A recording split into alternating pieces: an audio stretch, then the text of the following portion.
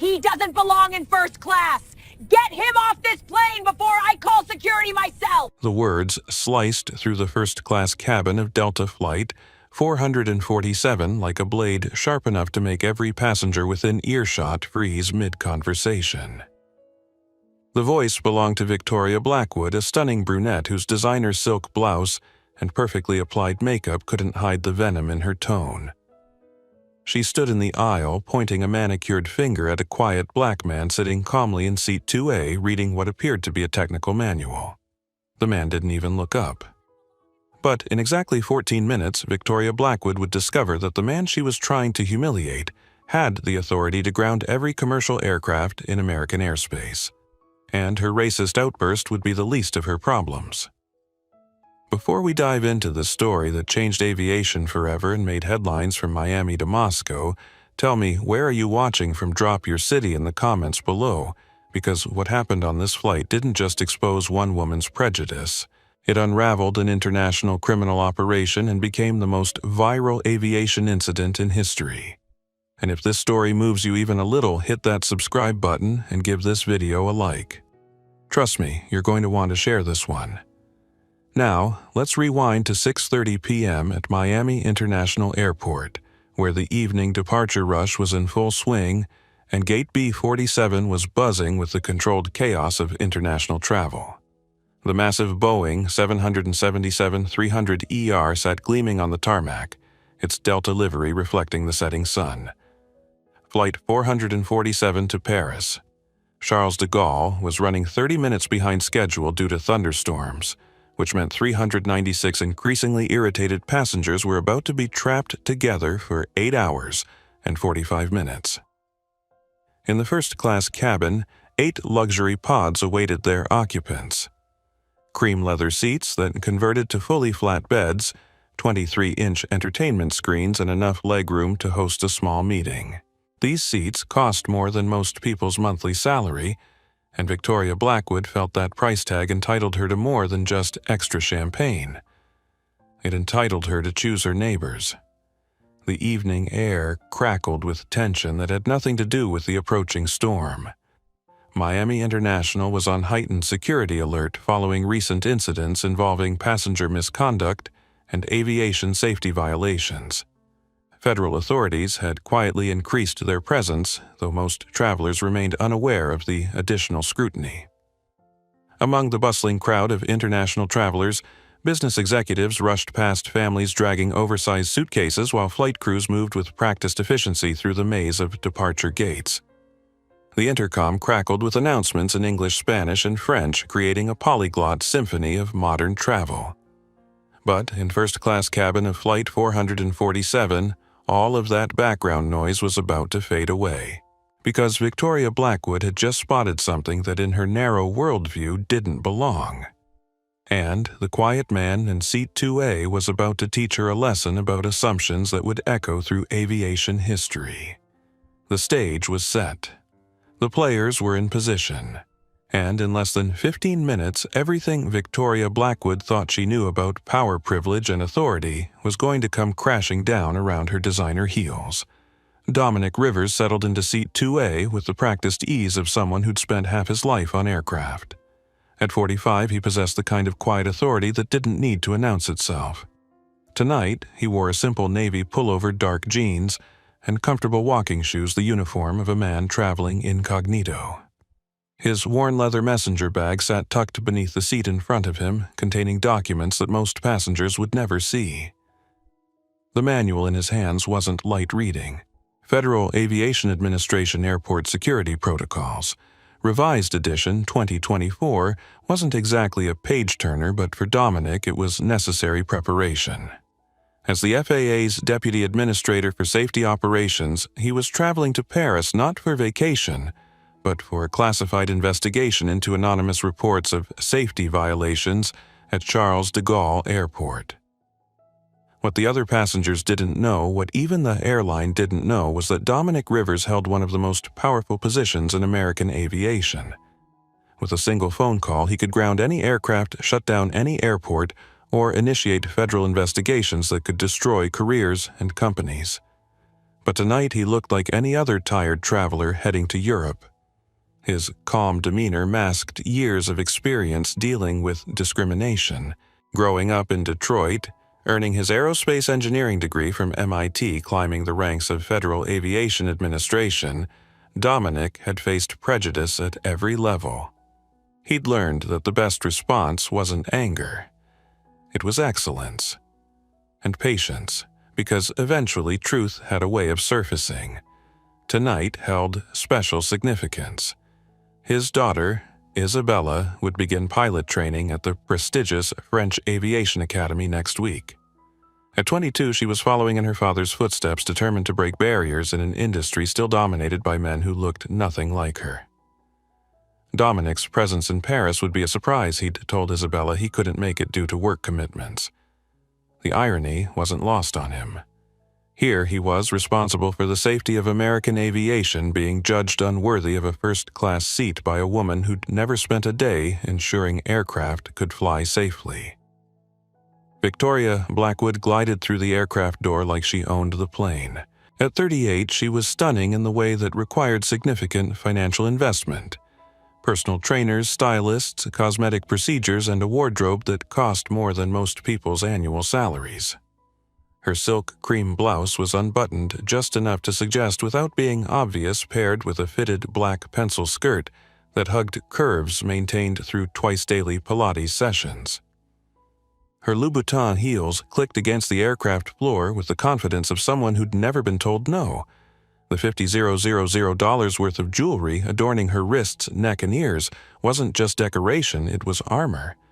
Each piece announced her status, her wealth, her belief that she occupied a different tier of humanity than the economy passengers shuffling past the first-class cabin curtain. Victoria had built her identity around being desired and envied.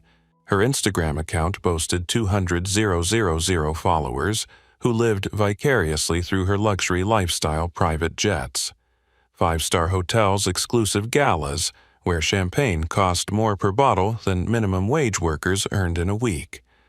She cultivated an image of effortless perfection, never revealing that her marriage was a business arrangement and her charity work was mostly tax evasion. Tonight's trip to Paris was supposedly for a charity gala supporting children's education in developing countries. In reality, Victoria knew nothing about children or developing countries. She was traveling to Paris because her husband Nathan had insisted on this particular flight, this particular date, for reasons he'd been vague about. What Victoria didn't know was that her husband's pharmaceutical company was using commercial flights to transport illegal drug shipments to European distributors. And what Nathan didn't know was that his wife's racist outburst was about to destroy carefully laid plans that had taken months to orchestrate. Nathan Blackwood appeared to be just another wealthy businessman, but his calm exterior concealed growing panic.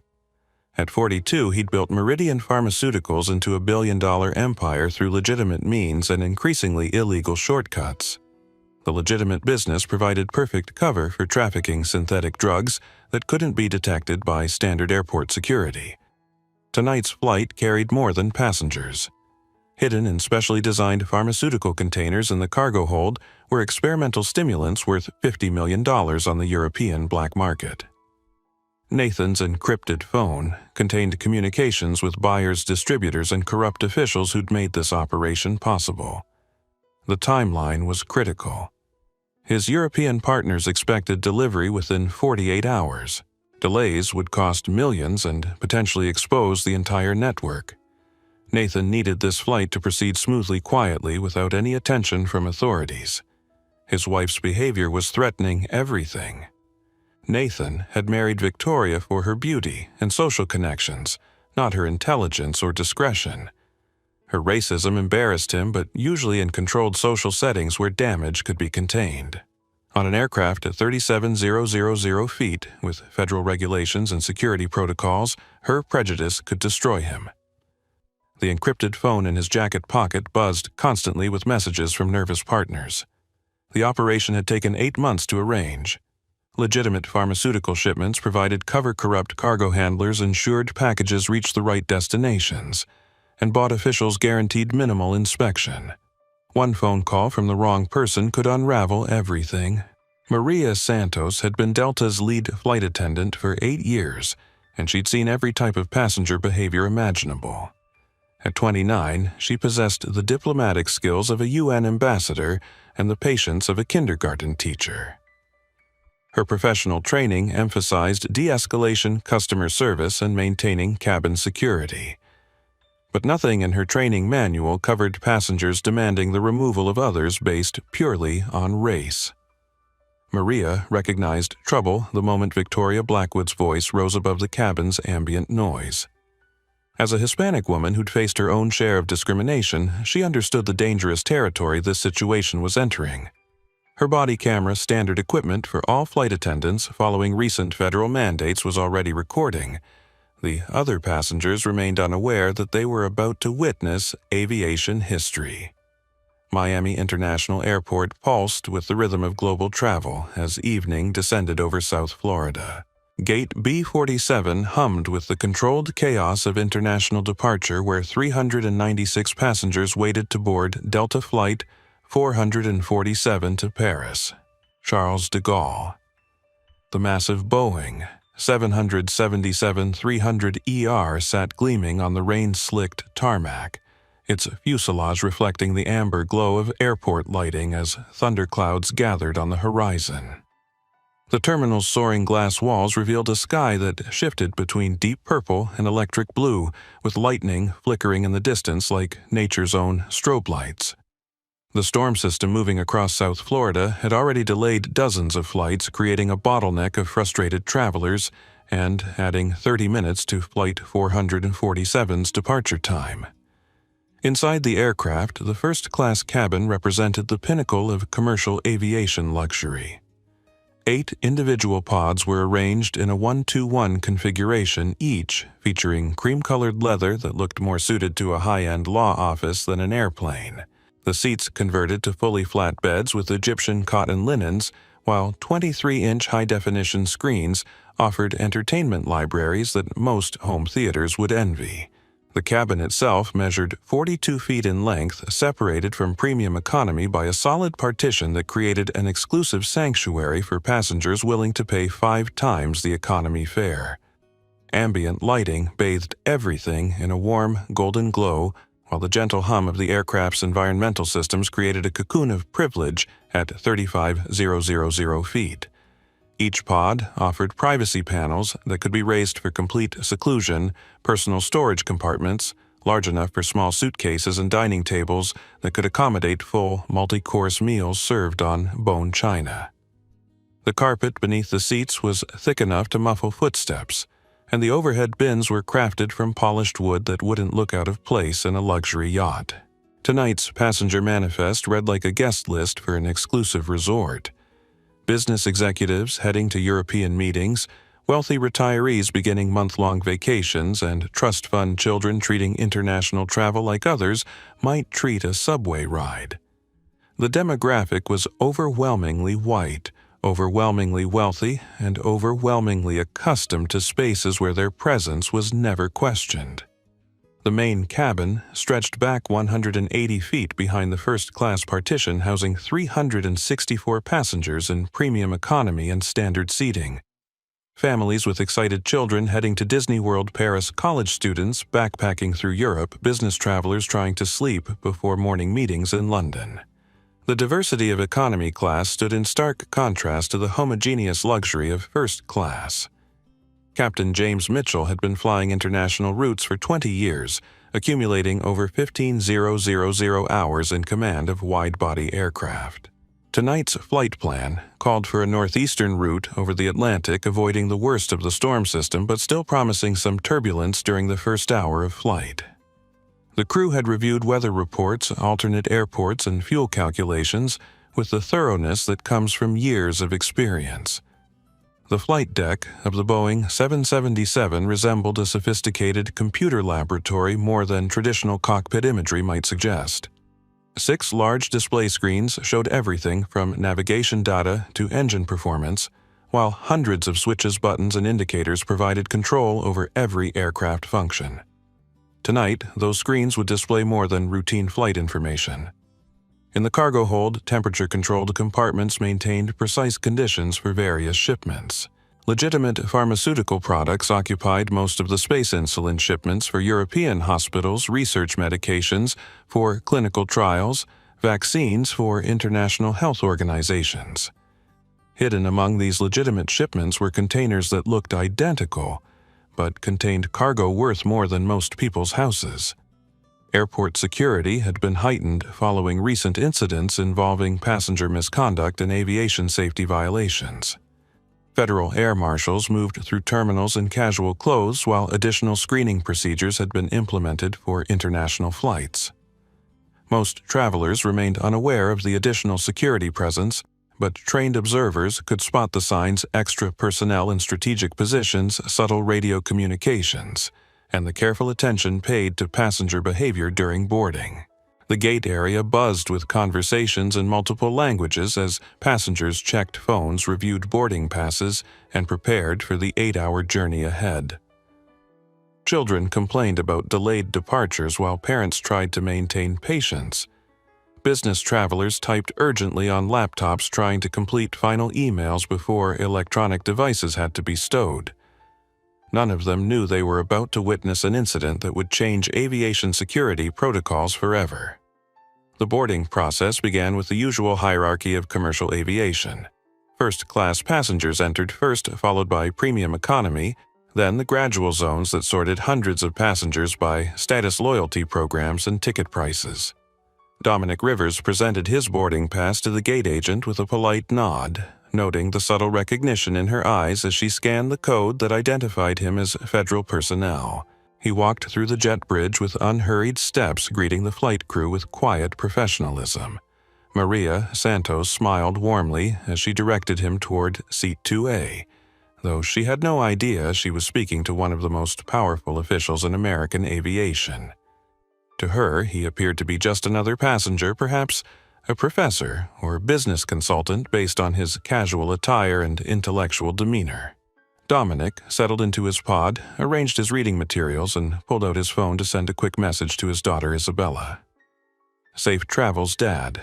Can't wait to hear about Paris when you return," came her immediate reply along with a photo of herself in a pilot's uniform from training orientation. She looked radiant, confident, ready to conquer the sky just as he had decades earlier. The irony struck him as he tucked the phone away. Here was a man who ensured the safety of millions of air travelers, annually being treated with casual indifference by fellow passengers who would panic if they knew half the safety challenges his office handled daily. But anonymity was exactly what he wanted tonight. The investigation in Paris required discretion, not recognition. Victoria Blackwood made her entrance 15 minutes later, her heels announcing her arrival before she appeared in the cabin doorway. She paused there for a moment, surveying the space like a queen inspecting her domain, ensuring other passengers had time to notice her ensemble, her jewelry, her carefully cultivated image of effortless sophistication. Her husband, Nathan, followed closely behind, but his attention remained fixed on his phone rather than the luxury surrounding them. His fingers moved rapidly across the screen, responding to encrypted messages that grew more urgent with each passing minute. The pharmaceutical shipment timeline was tight, and European partners were growing nervous about delays. Victoria's satisfaction at being in first class evaporated the moment she spotted Dominic in Seat 2A. Her perfectly sculpted eyebrows drew together in confusion, then irritation as she processed what she was seeing. A black man in casual clothes reading what appeared to be technical documentation occupying space she felt should be reserved for people who looked more like her. "Excuse me," she said to Maria Santos, her voice carrying that particular tone wealthy people use when they expect immediate attention.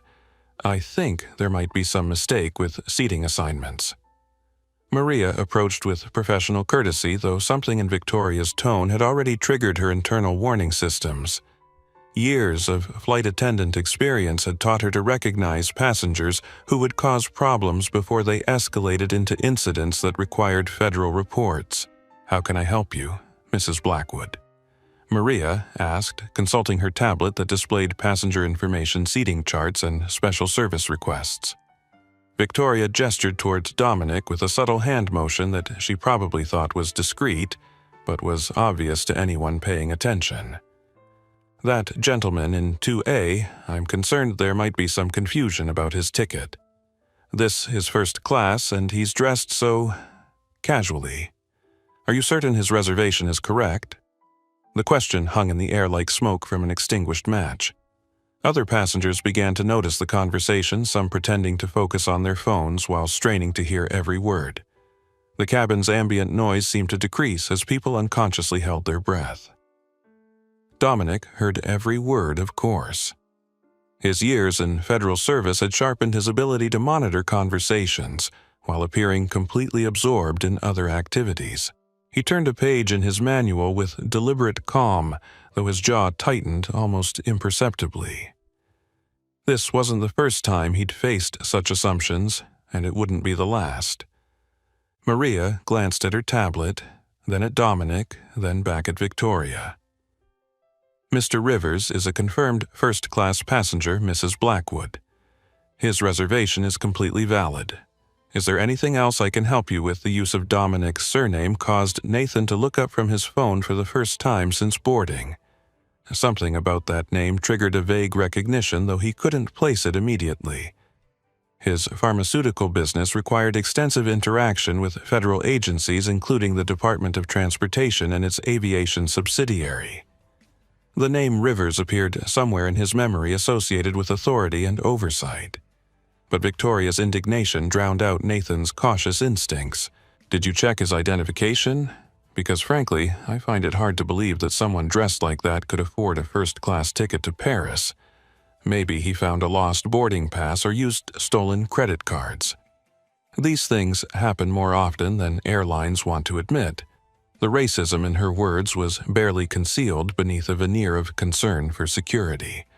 She spoke loudly enough for other first-class passengers to hear clearly, expecting support for her position. Instead, she found uncomfortable silence and averted gazes. Dr. Michael Thompson, a retired military officer in seat 4. He recognized the situation developing and felt his stomach tighten with disgust. He'd served with men and women of every race and background, measuring people by their character and competence rather than their appearance. Victoria's behavior represented everything he'd fought against during his service.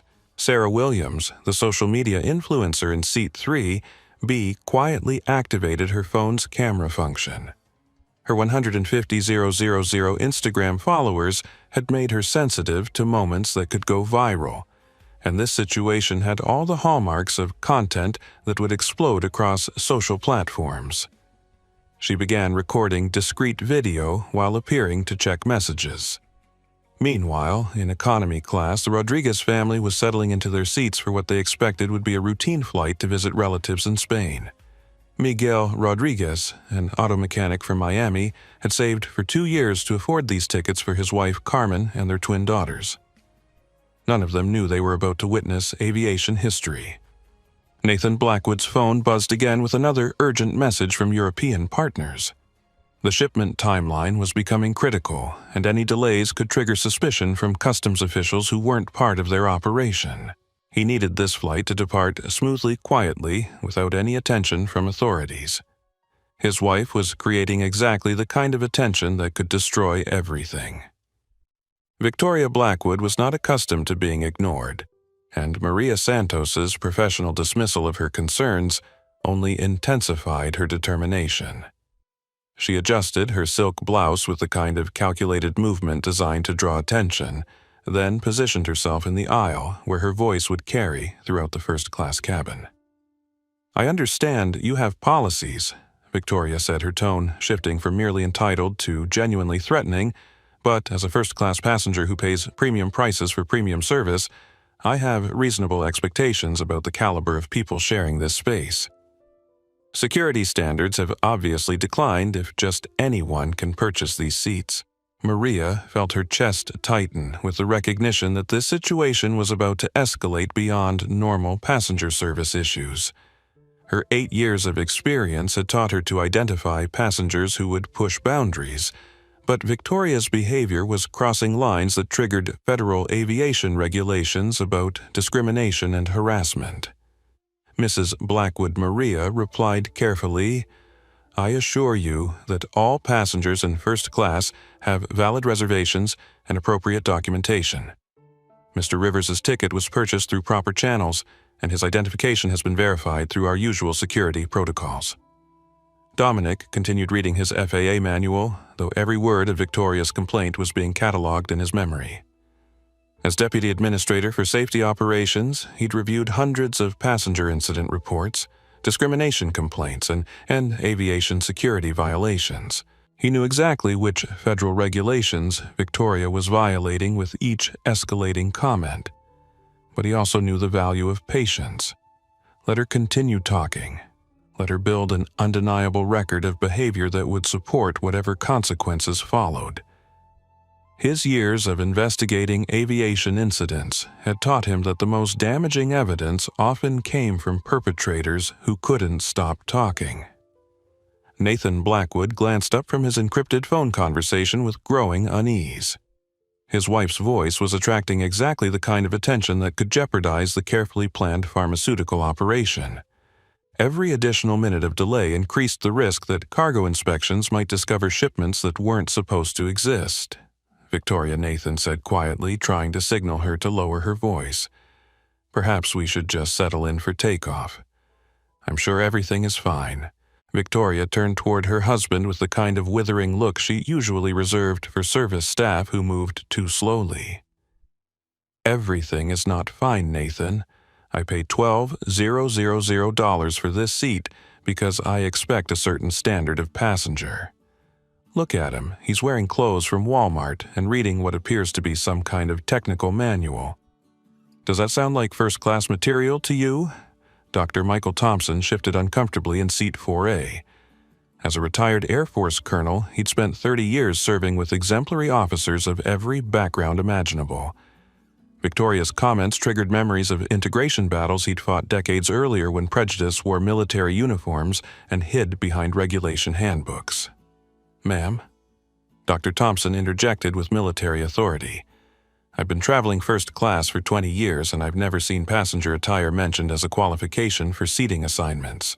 Perhaps you might consider focusing on your own journey rather than scrutinizing fellow travelers." Victoria's face flushed with indignation at being challenged by another passenger. "I beg your pardon, but this is a conversation between myself and the flight attendant. I don't recall asking for input from other passengers." Sarah Williams, the social media influencer, had been discreetly recording video from the moment Victoria began her complaint. Her phone captured every word, every gesture, every escalating moment of what was clearly becoming a racist incident at 37,000 feet. Her 150,000 Instagram followers would want to see this, but more importantly, this kind of behavior needed to be documented and exposed. "Actually," Sarah said with the confidence that comes from having an audience, "I think all passengers have an interest in how discrimination is handled on this aircraft.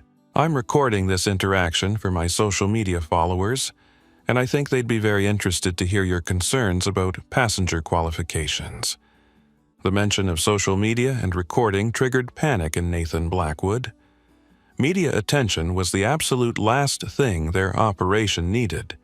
His pharmaceutical business depended on maintaining a low profile while moving shipments through international channels. Viral videos and public scrutiny could destroy months of careful planning. "Victoria, please," Nathan said more urgently, "let's just enjoy the flight. We have important business in Paris and we can't afford any delays or complications." But Victoria had passed the point of rational consideration.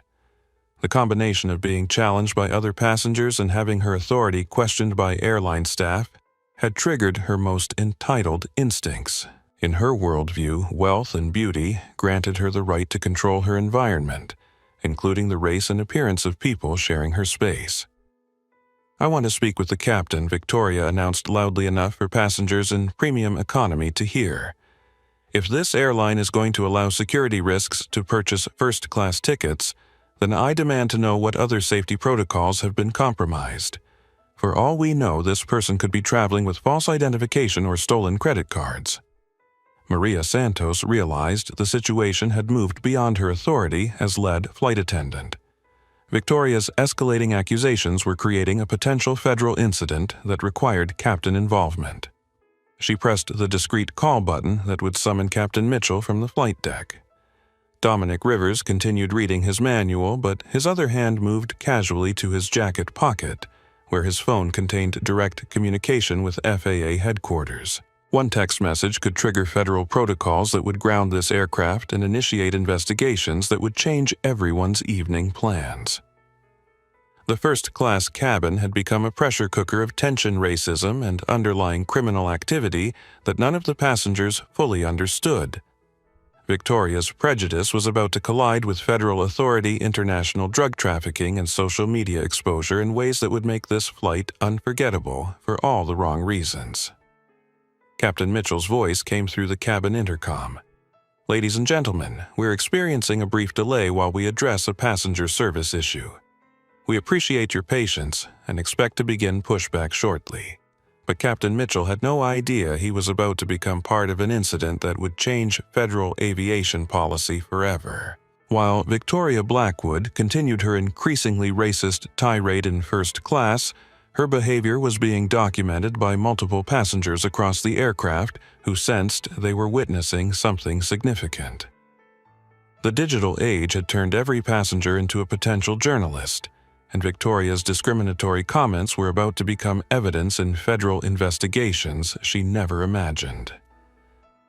Sarah Williams, positioned in seat 3B with a perfect view of the confrontation, had been live streaming for the past 10 minutes to her 150,000 Instagram followers.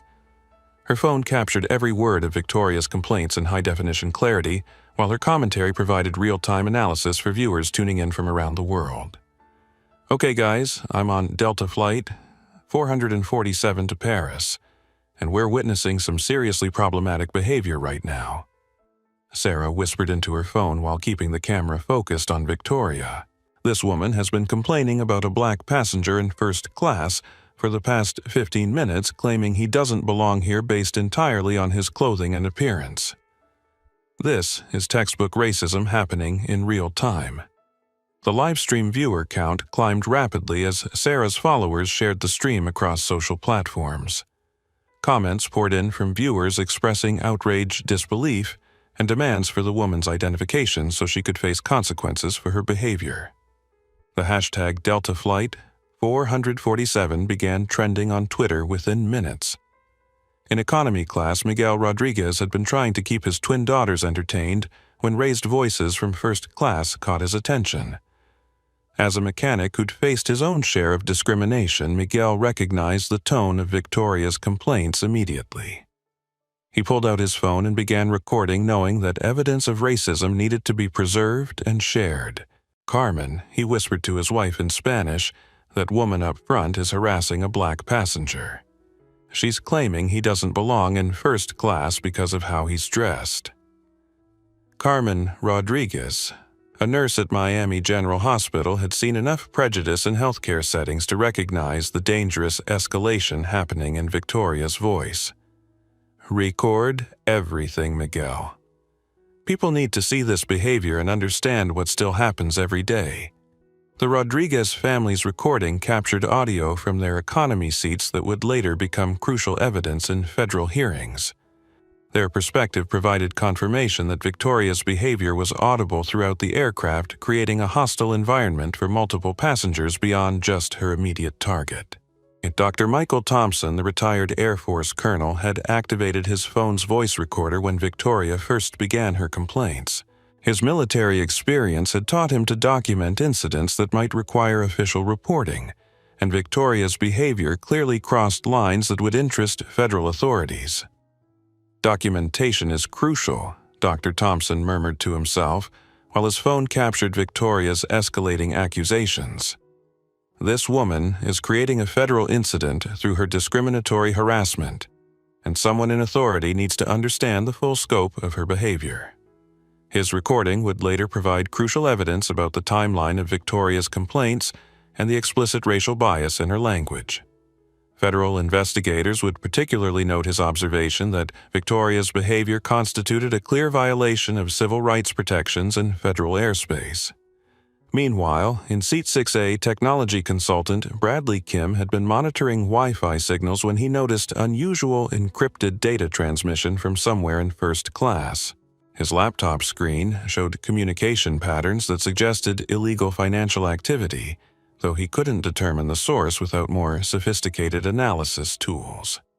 Interesting, Bradley mumbled, capturing screenshots of the data patterns. Someone up front is running serious encryption during boarding. That's not normal passenger behavior. His technical documentation would later provide crucial evidence about Nathan Blackwood's pharmaceutical trafficking operation, creating a timeline that correlated with Victoria's racist outburst. Federal investigators would use Bradley's data to trace communications that revealed the full scope of the criminal enterprise. Flight attendant Maria Santos had been discreetly operating her body camera since Victoria's first complaint following federal protocols that required documentation of potential discrimination incidents.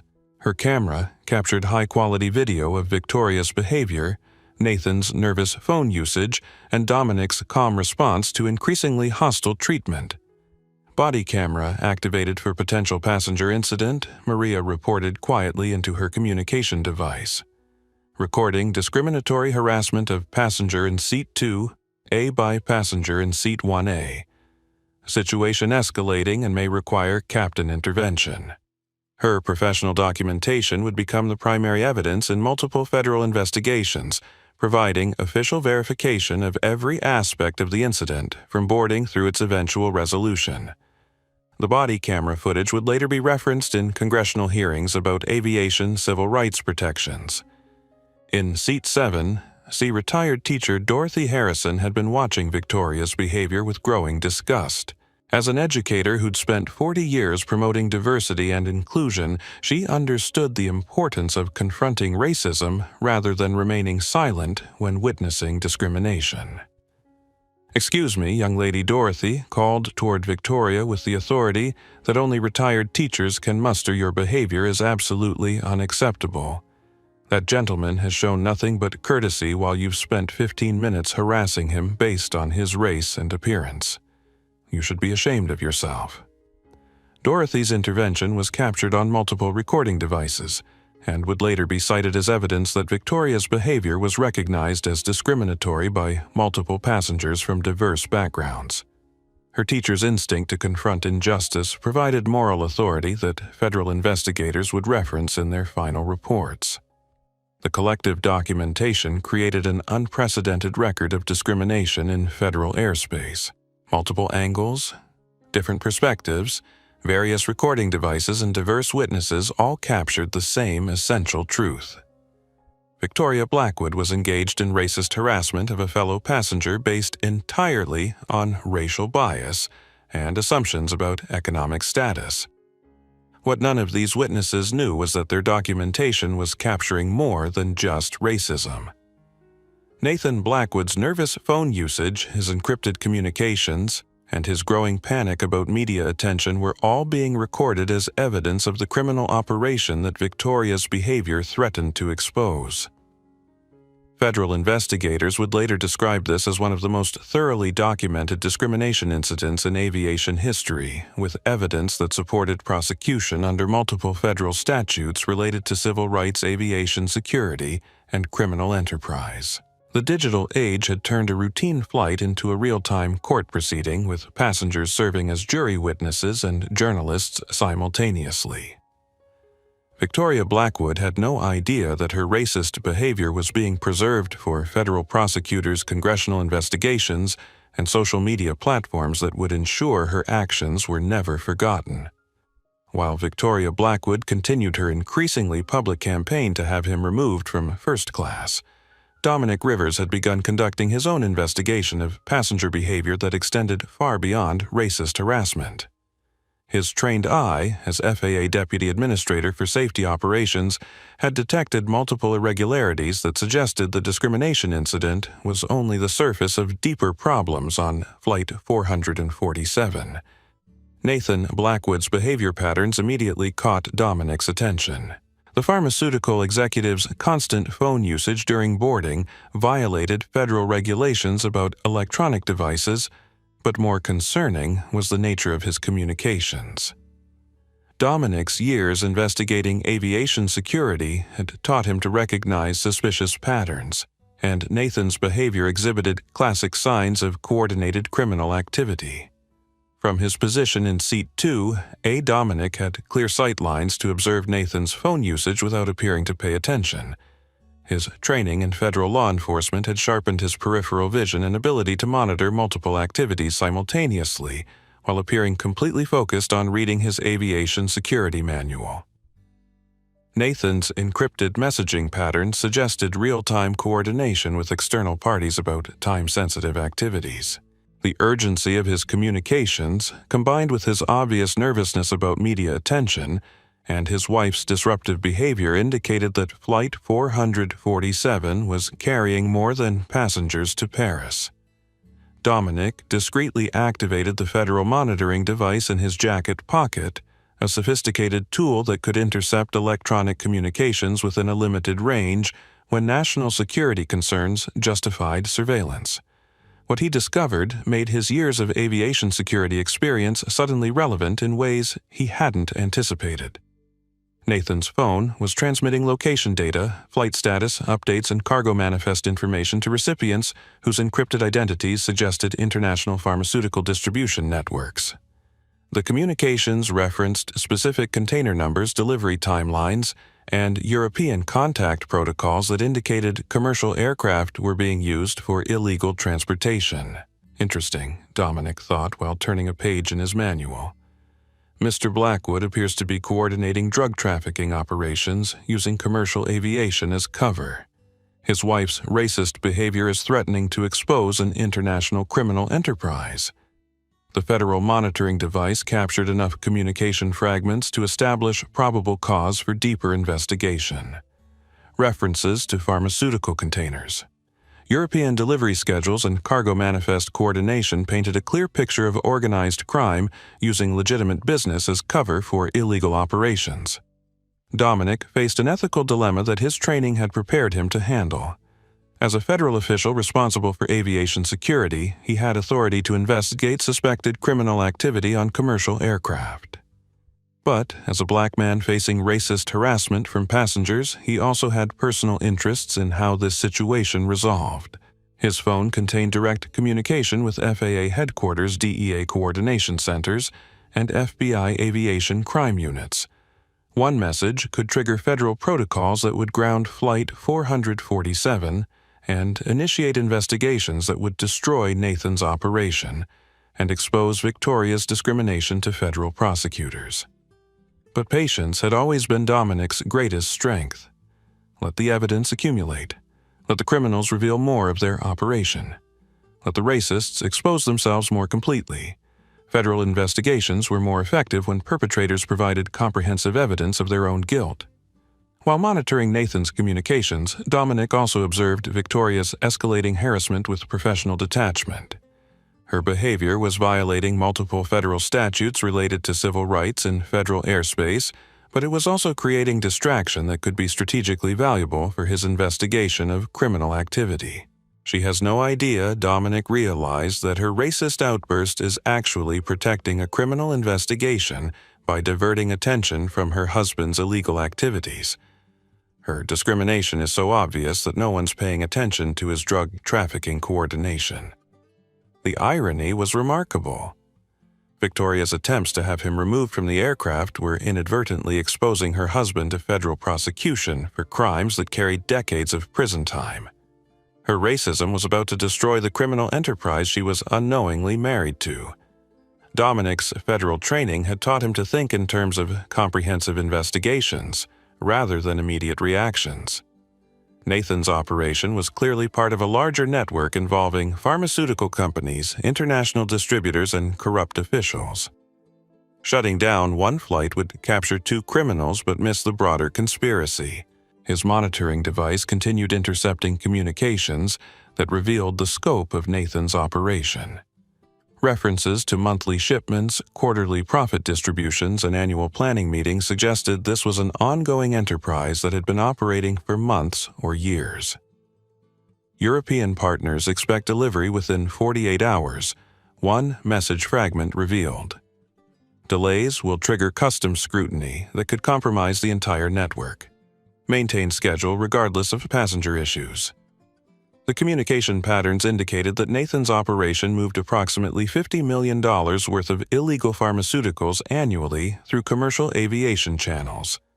Legitimate pharmaceutical shipments provided perfect cover, while corrupt cargo handlers and bought officials ensured packages reached their destinations without inspection. But Victoria's racist behavior was threatening to trigger exactly the kind of official attention that criminal operations couldn't survive. Her demands for captain involvement security consultation and passenger removal could easily lead to federal investigation of all passengers and cargo aboard Flight 447. Dominic's phone buzzed with an encrypted message from FAA headquarters. Deputy Administrator Rivers, your flight status indicates boarding delays.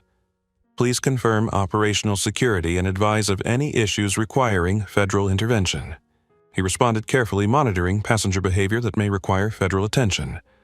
Will advise when intervention becomes necessary. Situation developing but contained. The response came immediately, federal support available upon request.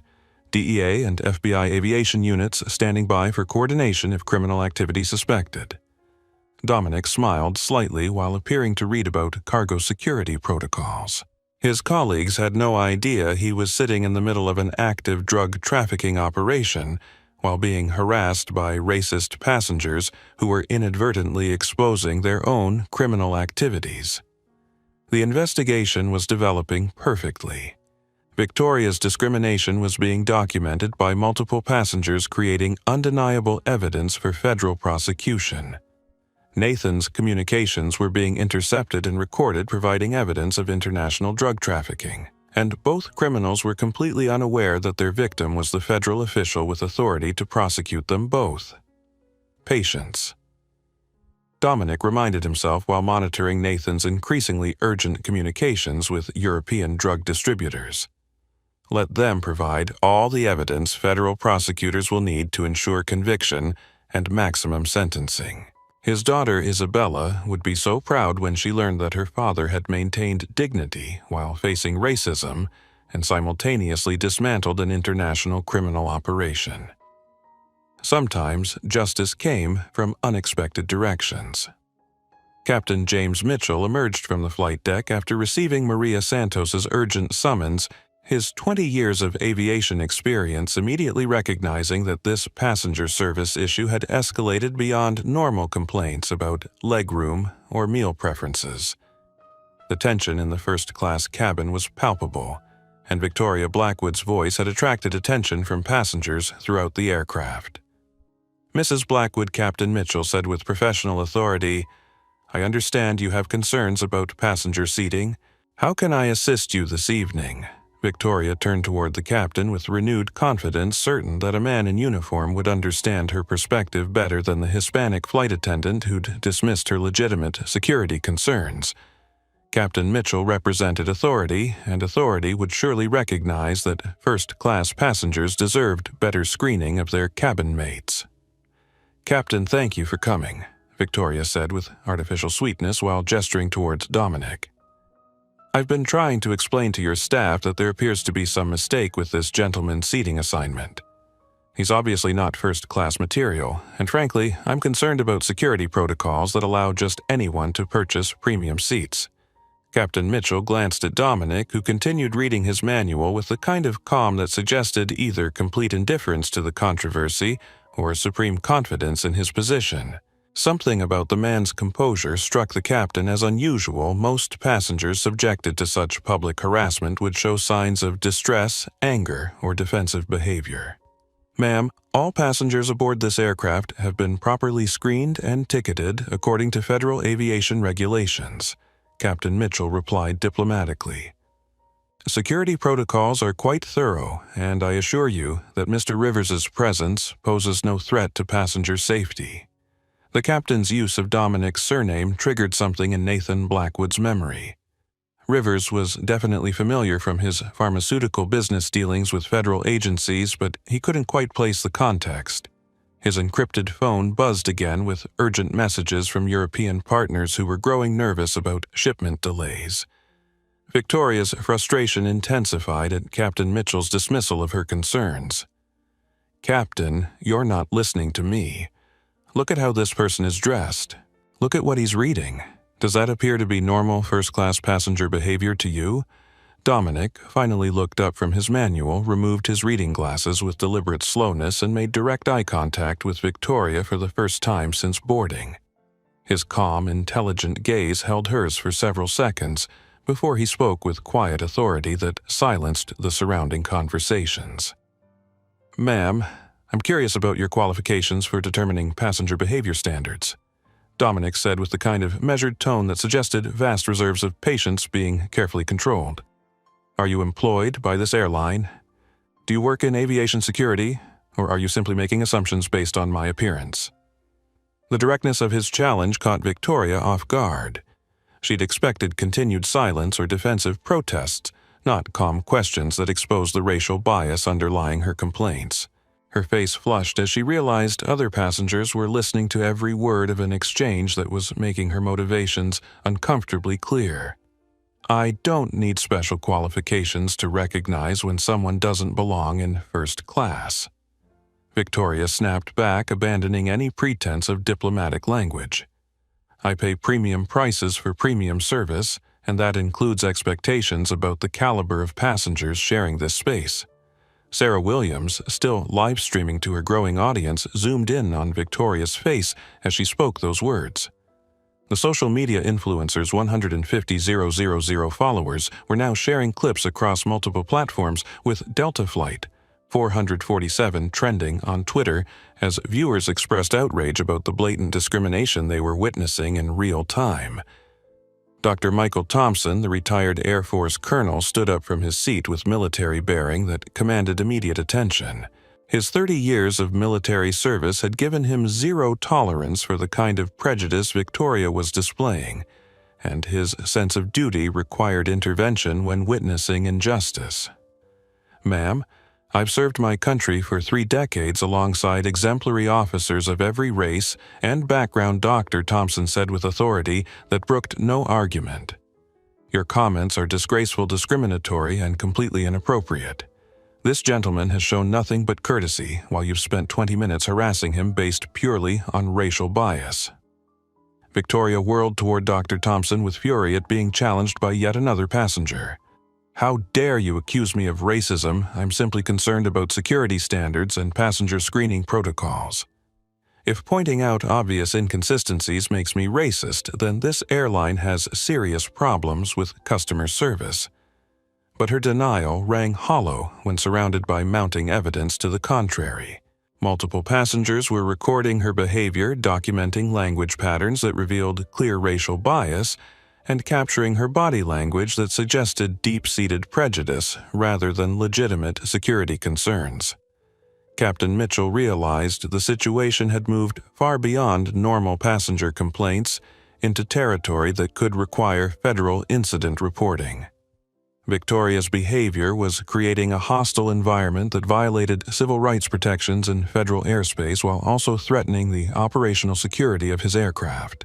"Mrs. Blackwood, I need you to return to your seat so we can begin our departure procedures," Captain Mitchell said firmly. "All passengers aboard this aircraft have proper documentation and clearance to fly. Your concerns have been noted, but we need to maintain cabin order for the safety of all passengers." Nathan Blackwood's panic intensified as his wife's behavior attracted exactly the kind of official attention that could destroy months of careful planning. His pharmaceutical operation depended on maintaining a low profile while moving $50 million worth of illegal drugs through international channels. Media attention and federal scrutiny could unravel everything. "Victoria, please," Nathan whispered urgently, grabbing his wife's arm. "We need to sit down and prepare for departure. We have important business in Paris that can't afford any delays or complications." But Victoria had passed the point of rational consideration. The combination of being challenged by multiple passengers, dismissed by airline staff, and recorded by social media had triggered her most entitled instincts. In her privileged worldview, she was the victim of poor customer service rather than the perpetrator of federal discrimination. "I demand this passenger be removed immediately," Victoria announced loudly enough for economy passengers to hear clearly. "If this airline refuses to maintain appropriate security standards, then I want documentation of my complaints for legal purposes." This person could be traveling with false identification, stolen credit cards, or worse. Dominic's phone vibrated with an encrypted message from FAA headquarters. Deputy Administrator Rivers' social media reports indicate passenger incident aboard your flight. Please advise if federal intervention required. He typed a careful response, situation developing. Discrimination incident documented by multiple witnesses. Possible criminal activity also detected. Will advise when federal protocols should be activated. The irony was perfect. Victoria's racist harassment was being documented for federal prosecution while simultaneously diverting attention from her husband's drug trafficking operation that was also being documented for federal prosecution. Both criminals were destroying themselves while attacking the federal official who would ultimately ensure their conviction. The tension in first class reached a critical threshold as Victoria Blackwood's racist harassment collided with federal regulations, social media documentation, and her husband's desperate attempts to protect his criminal operation. Captain Mitchell realized he was dealing with a situation that extended far beyond normal passenger service issues into territory requiring federal intervention. "Mrs. Blackwood, your behavior is creating a disruptive environment that threatens the safety and security of this aircraft," Captain Mitchell announced with the kind of authority that ends discussions rather than beginning them. "Federal aviation regulations prohibit harassment of passengers based on race, and you're currently violating multiple civil rights protections." Victoria's face turned a deep shade of red as she processed the captain's words. Being accused of racism by an authority figure in front of multiple recording devices and social media streams was not an outcome she'd anticipated when she began her campaign to have Dominic removed from first class. "How dare you accuse me of racism?" Victoria shrieked, her voice carrying throughout the aircraft and causing passengers in economy class to strain forward in their seats to hear the confrontation. "I'm simply concerned about security standards and passenger screening. If that makes me racist in your opinion, then this airline has serious problems with customer service."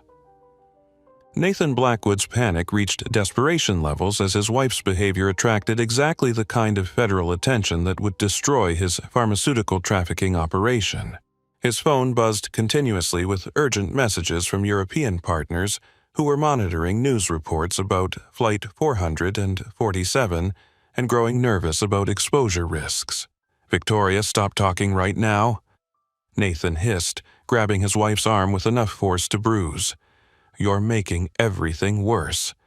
We need to sit down, shut up, and get to Paris without any more attention." But Victoria was beyond rational control.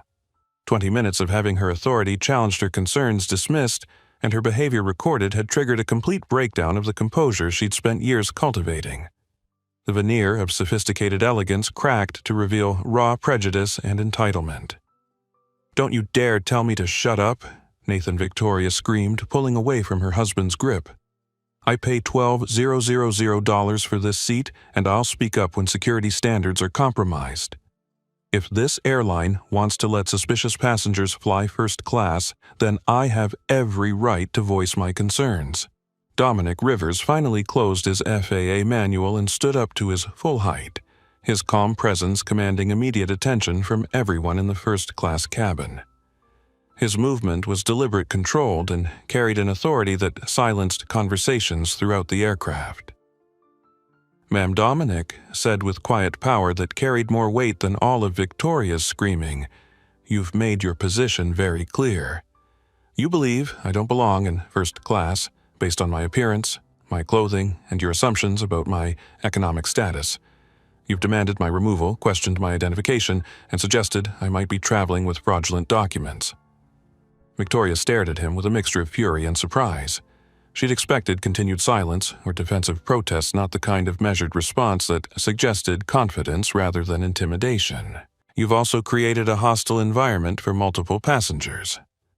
Dominic continued, his voice remaining calm while carrying unmistakable authority. You violated federal civil rights protections, threatened airline operations, and demonstrated the kind of discriminatory behavior that federal regulations are designed to prevent. Something in Dominic's tone began penetrating Victoria's rage-fueled certainty. This wasn't the response of someone intimidated by her wealth, beauty, or social connections. This was the response of someone who understood federal regulations because he had authority to enforce them. Nathan Blackwood stared at Dominic with growing recognition. The name Rivers, in connection with Federal Aviation Authority, was triggering memories of regulatory meetings, compliance discussions, and the kind of oversight that pharmaceutical companies learned to fear. His face went pale as he began to understand who his wife had been harassing for the past 30 minutes. Captain Mitchell watched the exchange with professional interest, noting that Mr. Rivers was displaying the kind of calm authority that suggested extensive experience dealing with difficult situations. Something about the man's demeanor reminded the captain of federal officials he'd encountered during regulatory investigations. Maria Santos had been recording everything through her body camera, following protocols for potential discrimination incidents. But something about Mr. Rivers' response suggested this situation was about to escalate into federal territory that would require incident reports, regulatory reviews, and possibly criminal investigations. The passengers throughout the aircraft had grown silent, sensing that they were witnessing something significant. Sarah Williams continued live streaming to her now 200,000 viewers, while the Rodriguez family in economy class recorded everything for documentation purposes. Dr. Michael Thompson, the retired Air Force colonel, watched Dominic's controlled response with admiration. Military training had taught him to recognize authentic authority when he saw it, and Mr. Rivers was displaying the kind of leadership presence that came from years of command responsibility. Mrs. Blackwood Dominic said with finality, "You've spent 30 minutes trying to have me removed from this aircraft. You've questioned my right to be here, demanded verification of my identity, and suggested I might be a security threat. You've done all of this based entirely on racial prejudice and assumptions about economic status." He paused, letting his words settle over the silent cabin like a judgment being delivered. "I think it's time you learned who you've been talking to." The silence that followed was absolute. Every passenger, every crew member, every person on flight 447 understood that they were about to witness a revelation that would change everything about this evening's flight to Paris. Victoria Blackwood had no idea that her racist harassment was about to collide with federal authority in ways that would destroy her life and expose her husband's criminal operation to prosecution that would result in decades of prison time. The revelation that Victoria had been harassing the deputy administrator of the Federal Aviation Administration sent shockwaves through Flight 447 that extended far beyond the first-class cabin. But Dominic's simultaneous exposure of Nathan's drug trafficking operation created a perfect storm of federal crimes that would require coordination between multiple law enforcement agencies. Captain Mitchell Dominic said with professional authority, "I'm invoking Federal Aviation Security Protocol Alpha 7. This aircraft carries illegal pharmaceutical shipments that require immediate DEA investigation, and we have documented civil rights violations that require FBI attention. I need you to contact Air Traffic Control and request immediate diversion to the nearest federal facility." Captain Mitchell had never encountered a situation requiring federal emergency protocols, but 20 years of commercial aviation had taught him that deputy administrator-level authority was absolute when it came to flight safety and security decisions. "Deputy Administrator Rivers, I'll contact Washington Center immediately," Captain Mitchell replied while moving toward the flight deck. "Do you require any specific federal agencies to be notified of our emergency diversion, DEA, FBI, and FAA investigation units?" Dominic answered while monitoring Nathan's panicked attempts to delete encrypted communications from his phone. "We have international drug trafficking civil rights violations and aviation security breaches that require coordinated federal response." The magnitude of federal crimes aboard Flight 447 was becoming clear to passengers who'd initially thought they were witnessing a simple racism incident. Sarah Williams continued live streaming to her rapidly growing audience, now exceeding 500,000 viewers, as clips spread across global social media platforms. "Guys, this is absolutely insane," Sarah narrated into her phone while recording the unfolding federal emergency. What started as racist harassment has become federal prosecution of drug trafficking, civil rights violations, and aviation security crimes. This woman attacked the one person on this plane with authority to prosecute her behavior. Nathan Blackwood's complete panic was evident as he attempted to destroy evidence of communications with European drug distributors who were expecting $50 million worth of illegal pharmaceuticals to arrive in Paris within 48 hours. His legitimate pharmaceutical business had provided perfect cover for trafficking synthetic drugs through commercial aviation channels. Mr. Blackwood Dominic said while observing Nathan's frantic phone activity, destruction of evidence constitutes additional federal charges.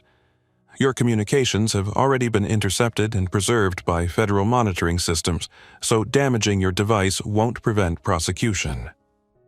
The pharmaceutical executive stopped his futile attempts to delete encrypted messages as the reality of his situation became undeniable. Months of careful planning had been destroyed by his wife's racist outbursts that attracted attention from the one federal official with authority to investigate aviation-related criminal activity.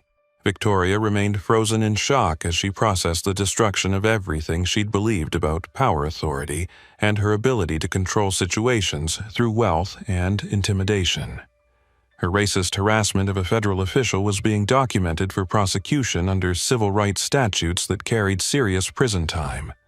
"I demand to speak with my attorney," Victoria finally managed to say, though her voice lacked the imperious tone that had characterized her behavior throughout the harassment campaign.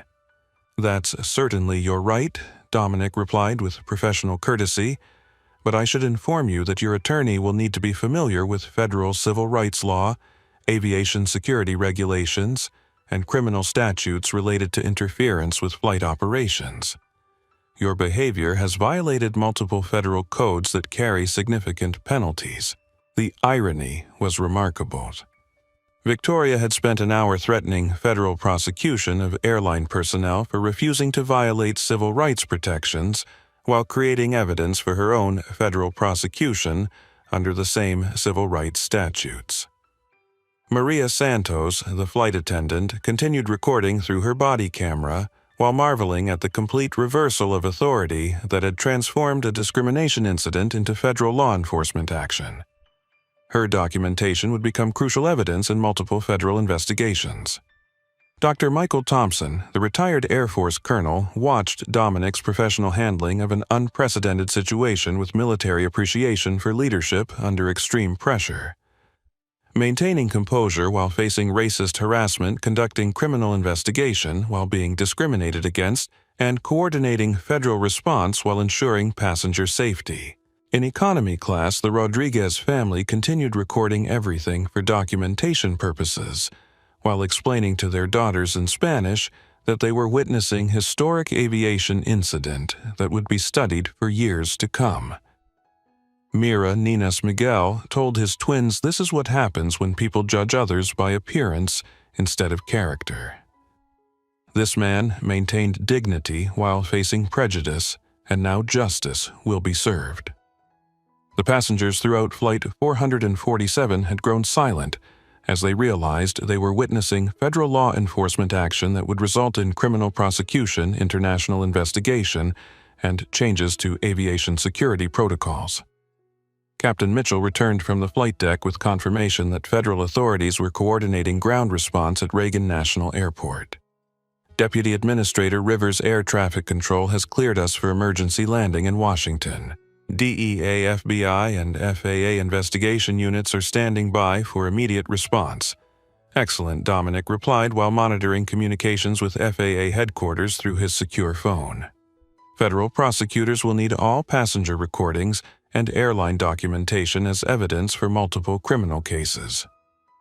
This incident will require coordination with international law enforcement agencies to dismantle the trafficking network.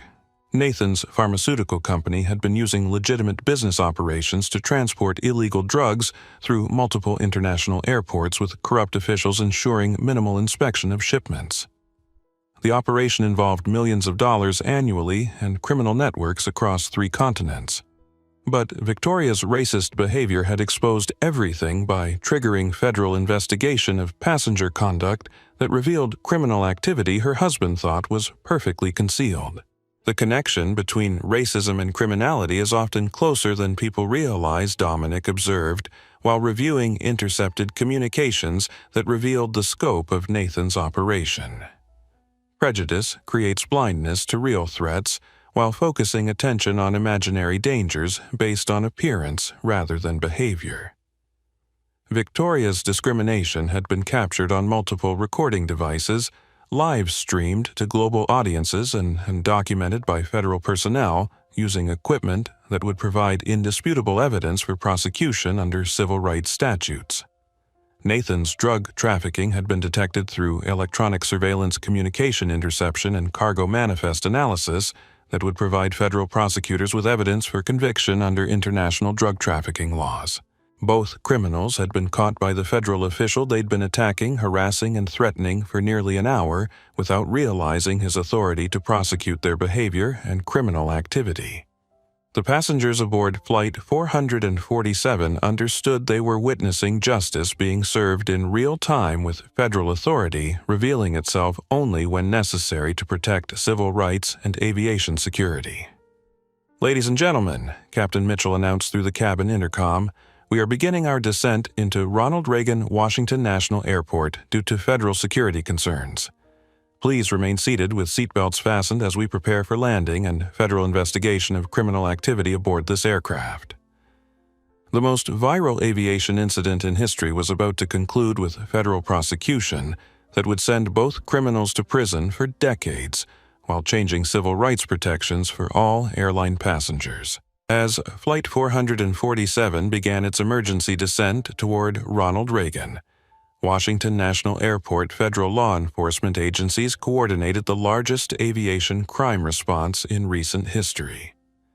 Dominic's communication with FAA headquarters had triggered protocols involving multiple agencies' international cooperation and criminal investigations spanning 3 continents. Deputy Administrator Rivers came the voice through his secure phone from FAA Director Sarah Chang. "We have DEA, FBI, and international law enforcement standing by for immediate response. The scope of criminal activity you've uncovered requires unprecedented coordination between agencies." Dominic surveyed the first-class cabin where both criminals sat in stunned silence, their schemes destroyed by racist behavior that had attracted attention from the one federal official with authority to prosecute aviation-related crimes. Director Chang, "We have documented civil rights violations captured on multiple recording devices and witnessed by dozens of passengers," Dominic reported while reviewing the evidence accumulated during Victoria's harassment campaign. "We also have international drug trafficking using commercial aviation as transport, with communications intercepted and preserved for prosecution."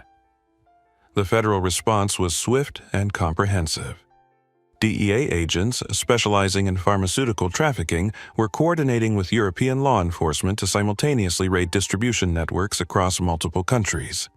FBI civil rights investigators were reviewing social media documentation of Victoria's discriminatory behavior that had been shared globally.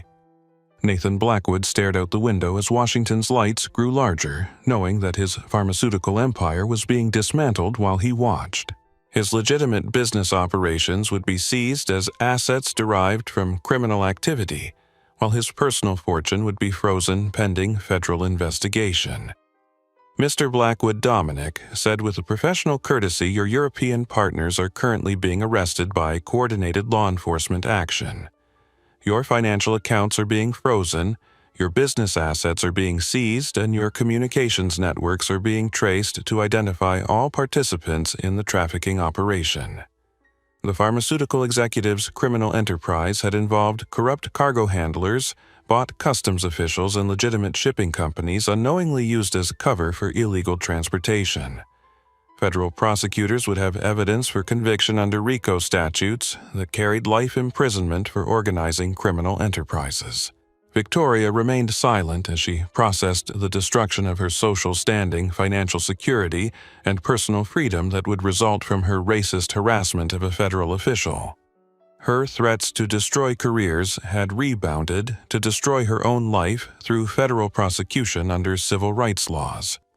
Mrs. Blackwood Dominic continued, your discriminatory behavior has been documented under federal aviation regulations that prohibit harassment based on race, ethnicity, or appearance. Civil rights organizations are already using recordings of your behavior as evidence for strengthened protections for airline passengers. Captain Mitchell maintained communication with air traffic control while coordinating with federal authorities about ground response procedures. The emergency landing would involve immediate arrest of both criminal seizure of all cargo containers and documentation of every aspect of the incident for federal prosecution. Flight 447. You are cleared for landing on runway 01, came the controller's voice. Federal response teams are in position for immediate investigation of reported criminal activity. The passengers throughout the aircraft understood they were witnesses to historic federal law enforcement action that would change aviation security protocols forever. Sarah Williams's live stream had reached over 700,000 viewers, sharing clips across every social media platform, making this the most documented aviation incident in history. Dr. Michael Thompson, the retired Air Force colonel, marveled at Dominic's coordination of complex federal response while maintaining professional composure throughout an hour of racist harassment and criminal investigation. Outstanding leadership under pressure, Dr. Thompson observed with military appreciation for command authority. This man handled discrimination, detected criminal activity, and coordinated federal response while maintaining dignity that should serve as example for all federal officials. Maria Santos continued documenting everything through her body camera, knowing that her recordings would become evidence in federal court cases that would be studied for decades. Her professional handling of an unprecedented situation would result in commendation from federal aviation authorities. The Rodriguez family in economy class watched the federal response with admiration for Dominic's patient approach to confronting racism and criminality simultaneously.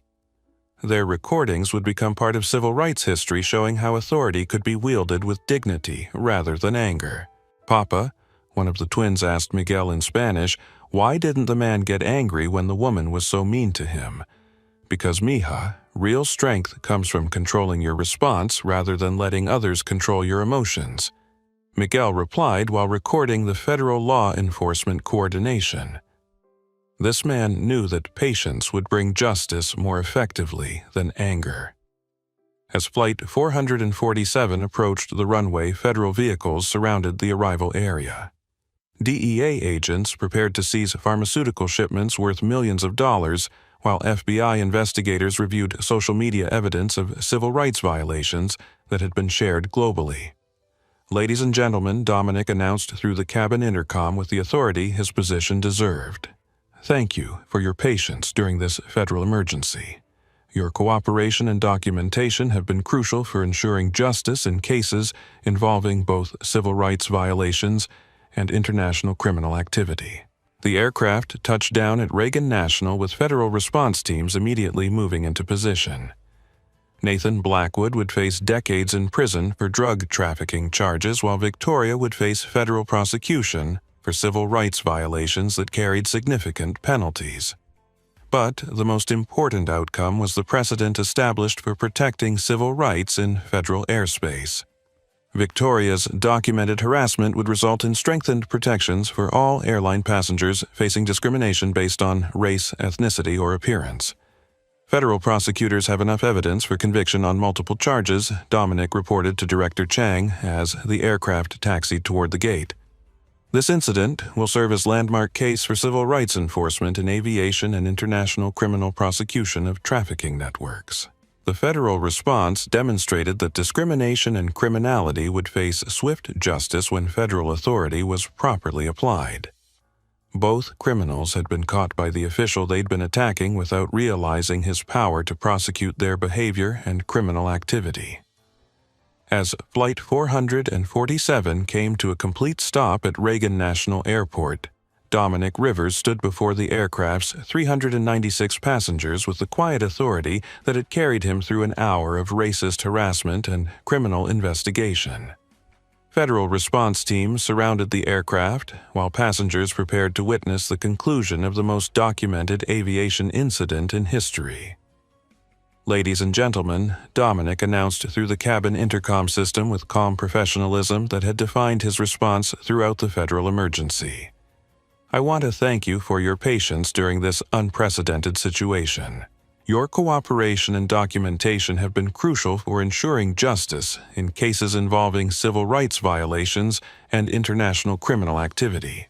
The passengers throughout Flight 447 listened with rapt attention as the federal official who'd been subjected to discriminatory harassment explained the law enforcement action that would result from their evening's travel experience.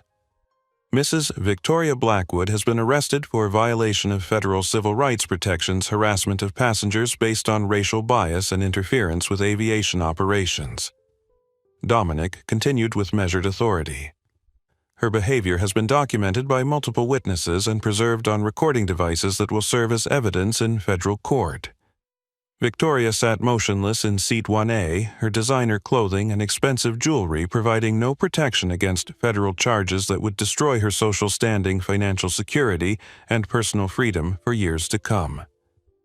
Mr. Nathan Blackwood has been arrested for international drug trafficking using commercial aviation as transport," Dominic announced while observing Nathan's complete resignation to his fate. His pharmaceutical operation involved millions of dollars in illegal shipments and criminal networks spanning 3 continents. The pharmaceutical executive stared straight ahead as federal agents prepared to board the aircraft, knowing that his business empire had been destroyed by his wife's racist behavior that attracted attention from the one official with authority to investigate aviation-related crimes.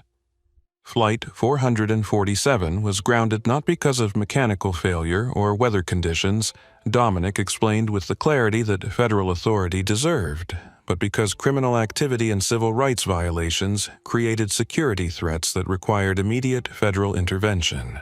Captain Mitchell watched with a professional admiration as Deputy Administrator Rivers concluded the most complex passenger incident in aviation history with dignity that had characterized his response throughout an hour of harassment and investigation.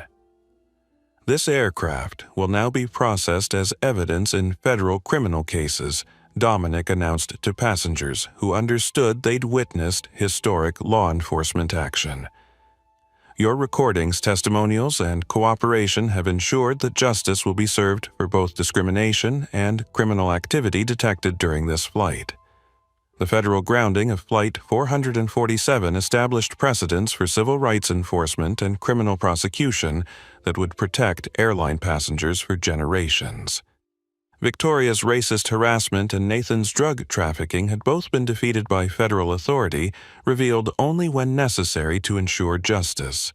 Sometimes, Dominic concluded with quiet power that resonated throughout the aircraft, the most important destination isn't where you plan to go, but where truth leads you.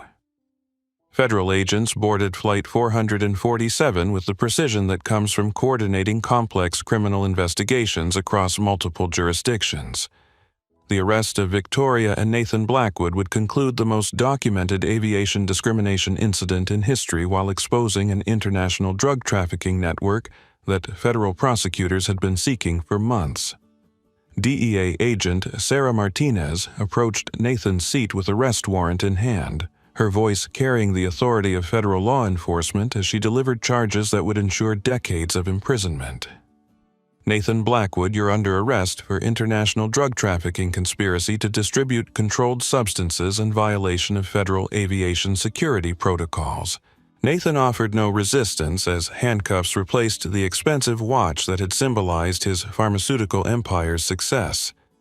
The legitimate business he'd built over 15 years would be seized as criminal assets while his personal fortune would be frozen, pending federal investigation into money laundering activities. FBI agent Michael Torres moved toward Victoria with equal professionalism, though her arrest carried different significance for civil rights enforcement throughout the aviation industry. Victoria Blackwood, you're under arrest for violation of federal civil rights protections, harassment of passengers based on racial discrimination, and interference with commercial aviation operations. Victoria's stunned silence marked the end of her campaign to have Dominic removed from first class, a campaign that had instead removed her from society through federal prosecution, under statutes she'd never known existed. The other passengers watched federal law enforcement with fascination rather than fear, understanding that they'd witnessed justice being served against criminals who thought themselves above accountability. Sarah Williams continued live streaming to her now 800,000 viewers, documenting arrests that would be studied in law enforcement academies for years to come. "This is incredible," everyone Sarah narrated, while recording federal agents processing evidence. "We've just witnessed the most documented case of aviation discrimination in history, along with exposure of international drug trafficking that federal authorities say involved millions of dollars annually." Dr. Michael Thompson, the retired Air Force colonel, approached Dominic with military respect for leadership under impossible circumstances. "Deputy Administrator Rivers, your handling of this situation exemplifies the kind of dignified authority our nation needs. Maintaining composure while facing discrimination and conducting criminal investigation simultaneously requires exceptional character." Dominic accepted the colonel's praise with characteristic humility, though his mind remained focused on the broader implications of the incident. Victoria's behavior would result in strengthened civil rights protections for airline passengers, while Nathan's operation would trigger enhanced security protocols for pharmaceutical shipments. "Thank you, Colonel Thompson," Dominic replied while observing federal agents documenting evidence. "This incident demonstrates why we must remain vigilant about both discrimination and criminal activity in aviation. Sometimes the greatest threats come from sources we least expect." Maria Santos, the flight attendant, whose body camera had captured crucial evidence, received immediate commendation from federal investigators for her professional documentation of civil rights violations and criminal activity. Her recordings would become primary evidence in federal court cases that would establish precedents for decades. Miss Santos, Agent Martinez said while reviewing body camera footage, "Your documentation has provided indisputable evidence for prosecution under multiple federal statutes. This case will be referenced in civil rights training programs throughout the aviation industry." Captain Mitchell filed reports with federal authorities documenting every aspect of the incident, from initial boarding through emergency landing. His professional handling of an unprecedented federal emergency would result in commendation from the Federal Aviation Administration and recognition as exemplary crisis management. The cargo hold of Flight 447 revealed pharmaceutical containers that appeared legitimate, but contained synthetic drugs worth approximately $50 million on European black markets. DEA agents documented packaging shipping labels and destination addresses that would enable prosecution of criminal networks across 3 continents. This operation involved corrupt cargo handlers, but customs officials and legitimate shipping companies unknowingly used as cover, Agent Martinez explained while cataloging evidence. Deputy Administrator Rivers' investigation has exposed criminal enterprise that federal prosecutors have been seeking for over a year. Passengers throughout the aircraft provided testimonials to FBI investigators documenting Victoria's discriminatory behavior and Nathan's suspicious communications during boarding. Their cooperation ensured comprehensive evidence for federal prosecution under civil rights and criminal enterprise statutes. The Rodriguez family's recordings from economy class provided crucial verification that Victoria's harassment was audible throughout the aircraft, creating hostile environment for passengers beyond just her immediate target. Their documentation would support federal charges related to civil rights violations and public accommodation. Miguel Rodriguez, your family's cooperation has been invaluable for documenting the scope of discriminatory behavior, Agent Torres said while collecting witness statements. Your recordings provide evidence that this incident affected all passengers aboard Flight 447. The social media documentation had already spread globally, with Delta Flight 447 trending on every platform, as people shared clips of the most dramatic aviation incident in recent memory. Victoria's racist behavior would be preserved forever as example of how prejudice destroys those who practice it. But beyond the viral social media attention, the incident would result in concrete changes to federal aviation policy. The Civil Rights Division of the Department of Justice would reference this case in new guidelines for protecting passengers from discrimination based on race, ethnicity, or appearance. This case establishes clear precedent that discriminatory harassment in federal airspace will face immediate prosecution under civil rights statutes, Agent Torres explained to assembled passengers. Your documentation and cooperation have ensured that airline travel will be safer for all passengers, regardless of their background or appearance. As federal agents completed evidence collection and passenger interviews, the magnitude of the evening's events became clear to everyone aboard Flight 447. What had begun as routine travel to Paris had become federal law enforcement action that would change aviation security forever. Dominic Rivers remained aboard the aircraft until all passengers had been interviewed and evidence had been documented. His sense of duty, ensuring that federal investigation was conducted with thoroughness that would support successful prosecution of both criminals. "Ladies and gentlemen," Dominic announced as passengers prepared to deplane, "thank you again for your cooperation during this federal emergency. Your courage in documenting discrimination and supporting law enforcement will benefit airline passengers for generations to come."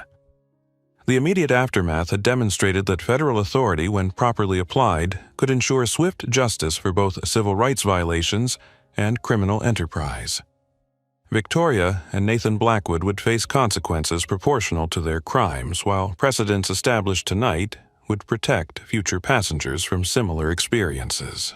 The legal consequences for Victoria and Nathan Blackwood unfolded with the inexorable precision that federal prosecution brings to cases involving clear evidence and multiple witnesses.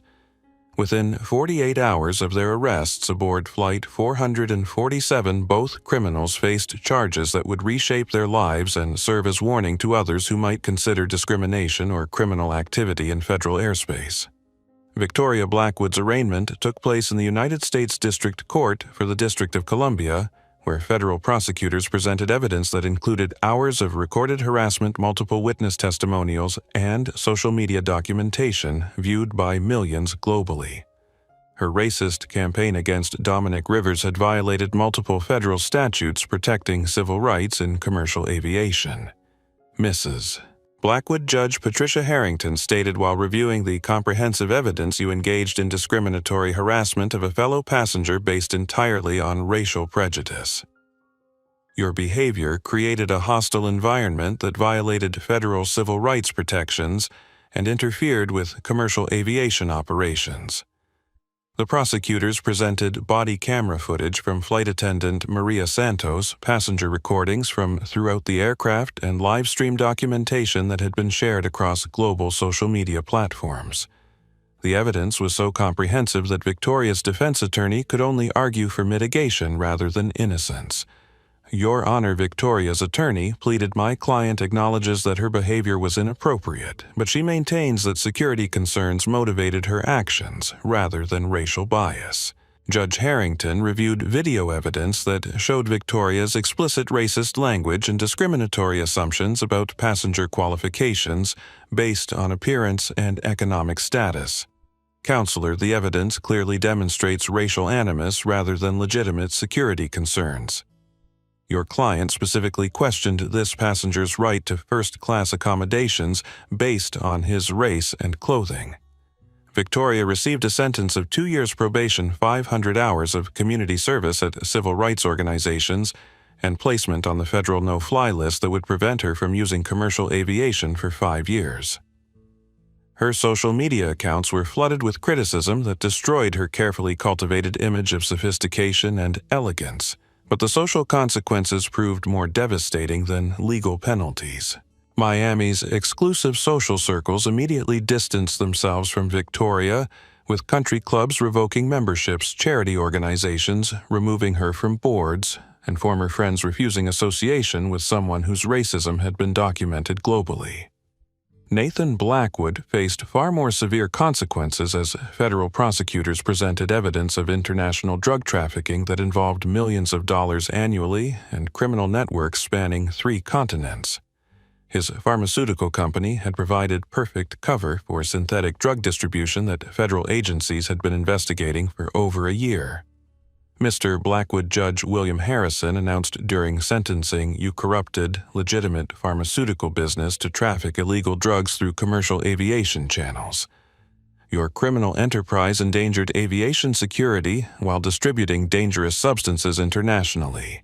The evidence against Nathan included intercepted communications with European distributors' financial records showing money laundering through pharmaceutical accounts and cargo manifests documenting illegal shipments disguised as legitimate medical supplies.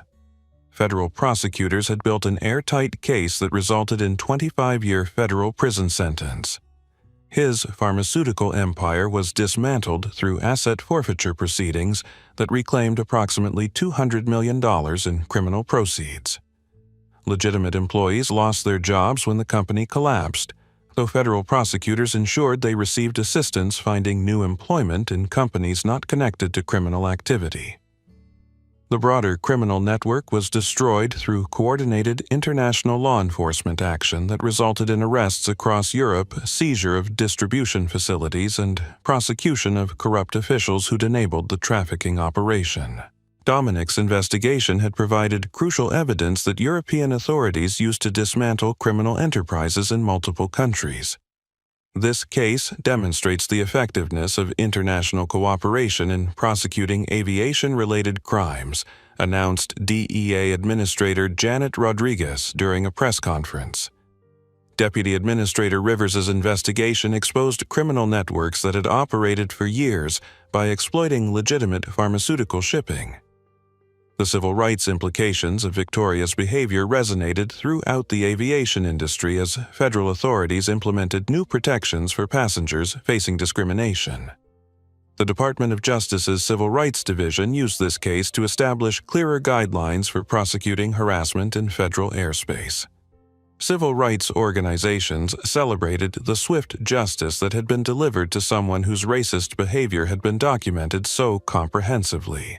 The NAACP referenced this case in congressional testimony, supporting strengthened protections for minority passengers using commercial aviation. The Victoria Blackwood case demonstrates that discriminatory behavior in federal transportation will face immediate prosecution under civil rights statutes, testified NAACP Legal Defense Fund President Rochelle Garza. This precedent ensures that airline passengers cannot be harassed based on race, ethnicity, or perceived economic status. The social media documentation had created permanent record of how racism manifests in everyday situations, providing educational material for diversity training programs throughout the transportation industry. Victoria's behavior became textbook example of implicit bias becoming explicit discrimination. Flight attendant Maria Santos received commendation from the Federal Aviation Administration for her professional documentation of civil rights violations and criminal activity. Her body camera recordings became training material for airline personnel learning to handle discrimination incidents according to federal protocols. Captain James Mitchell was recognized by aviation industry organizations for his handling of unprecedented federal emergency that required coordination between multiple law enforcement agencies. His professional response under extreme pressure became case study for crisis management in commercial aviation. Dr. Michael Thompson, the retired Air Force colonel, provided testimony to congressional committees considering strengthened civil rights protections in federal transportation. His military perspective on leadership under pressure highlighted Dominic's exceptional handling of discrimination while conducting criminal investigation. The passenger witnesses received recognition from civil rights organizations for their courage in documenting discrimination rather than remaining silent when witnessing injustice. Their recordings provided crucial evidence that ensured successful prosecution under federal statutes. Sarah Williams, the social media influencer whose live stream had reached over 1 million viewers, used her platform to promote civil rights education and aviation safety awareness. Her documentation had created viral content that educated global audiences about discrimination in transportation. The Rodriguez family's recordings from economy class were referenced by immigration rights organizations as evidence that discrimination affects entire communities rather than just direct targets. Their cooperation with federal investigation demonstrated civic responsibility that strengthened prosecution of civil rights violations. The precedents established by the Victoria Blackwood case would protect airline passengers for generations, ensuring that federal aviation space remained free from discrimination based on race, ethnicity, or appearance. The swift justice delivered through federal prosecution sent clear message that such behavior would face serious consequences. Federal prosecutors described this as a landmark case that would be referenced in civil rights training throughout the transportation industry. The comprehensive evidence and severe consequences would deter future discrimination while providing justice for victims of racist harassment in federal airspace. 6 months after Flight 447 was grounded at Reagan National Airport, Dominic Rivers stood in the auditorium of the French Aviation Academy in Paris, watching his daughter Isabella receive her pilot certification alongside 47 classmates from 23 countries. The irony wasn't lost on him that he was finally making the trip to Paris he'd originally planned, though under circumstances he could never have anticipated. Isabella Rivers, now 22, and officially First Officer Rivers, spotted her father in the audience and beamed with pride that illuminated the entire ceremony. Her graduation represented more than personal achievement. It symbolized progress in an industry where women and minorities continued breaking barriers despite facing the kind of prejudice Dominic had encountered aboard Flight 447. Dad, Isabella called, as she approached in her crisp pilot's uniform, the gold wings on her lapel catching the auditorium lights. "I can't believe you made it. I thought your investigation schedule wouldn't allow international travel." Dominic embraced his daughter with emotion that had been building for months since the incident that had changed his perspective on discrimination authority and the importance of maintaining dignity when facing prejudice. The viral videos of his calm response had been viewed globally, but Isabella's pride meant more than any public recognition. "Isabella, I wouldn't miss this for anything," Dominic replied while admiring the pilot's uniform that represented years of study training and determination to succeed in a challenging field. "Your accomplishments inspire me every day, especially after what happened on Flight 447. Isabella had followed the federal prosecution of Victoria and Nathan Blackwood through media coverage that had made her father's handling of racism and criminal investigation famous throughout the aviation industry. His calm response had become example of how authority should be wielded with dignity rather than anger. "Dad, watching those videos made me understand why you never told me about the discrimination you faced climbing through federal ranks," Isabella said with mature understanding beyond her years. "You protected me from negativity while teaching me through example how to respond to prejudice with strength rather than bitterness." The graduation ceremony had attracted aviation industry leaders from around the world, many of whom approached Dominic with recognition of his professional handling of an unprecedented federal emergency. His reputation within aviation circles had been enhanced by documentation of his investigation skills and leadership under pressure. Deputy Administrator Rivers said Captain Michelle Laurent, Air France's first female chief pilot, "Your response aboard Flight 447 has become required viewing for our diversity training programs. You demonstrated how federal authority should be exercised with dignity rather than retaliation." But the most meaningful recognition came from fellow parents whose children were breaking barriers in aviation despite facing the kind of discrimination that Dominic had encountered. His example of patience and professionalism had inspired others to respond to prejudice with excellence rather than anger. Later that evening, as father and daughter shared dinner at a Parisian cafe overlooking the Seine, Dominic reflected on lessons learned from an incident that had begun with racist harassment and concluded with federal prosecution of multiple crimes. Isabella, I want you to remember what happened aboard Flight 447, Dominic said while watching lights reflect on the river. Not because of the discrimination we faced, but because of the dignity we maintained. When you encounter prejudice in your aviation career, and unfortunately you probably will remember that your response defines your character. Isabella listened with the attention that important conversations deserve, understanding that her father's experience had broader implications for anyone facing discrimination in professional settings. I learned that the most powerful response to hate isn't anger or retaliation. Dominic continued with conviction earned through experience. It's excellence. It's maintaining your standards when others try to diminish you. It's remembering that their prejudice reflects their limitations, not yours. The conversation was interrupted by Dominic's phone, which displayed a message from FAA Director Sarah Chang. Deputy Administrator Rivers President Martinez wants to nominate you for FAA Administrator. Your handling of Flight 447 demonstrated leadership qualities we need at the highest levels of Federal Aviation Authority. Dominic showed Isabella the message, watching pride illuminate her face as she processed the significance of her father's promotion to the highest position in American aviation. His response to racism had demonstrated qualifications for leadership that federal authorities wanted to recognize officially. "Dad, this is incredible," Isabella exclaimed with joy that reflected her understanding of what this promotion meant for federal aviation leadership. "You'll be the first African-American FAA administrator, and everyone will know you earned it through excellence rather than quotas or politics." The personal resolution was perfect. Dominic's dignity in facing discrimination had been rewarded with the highest position in his field, while his daughter's achievements proved that excellence transcends the prejudice that others might harbor.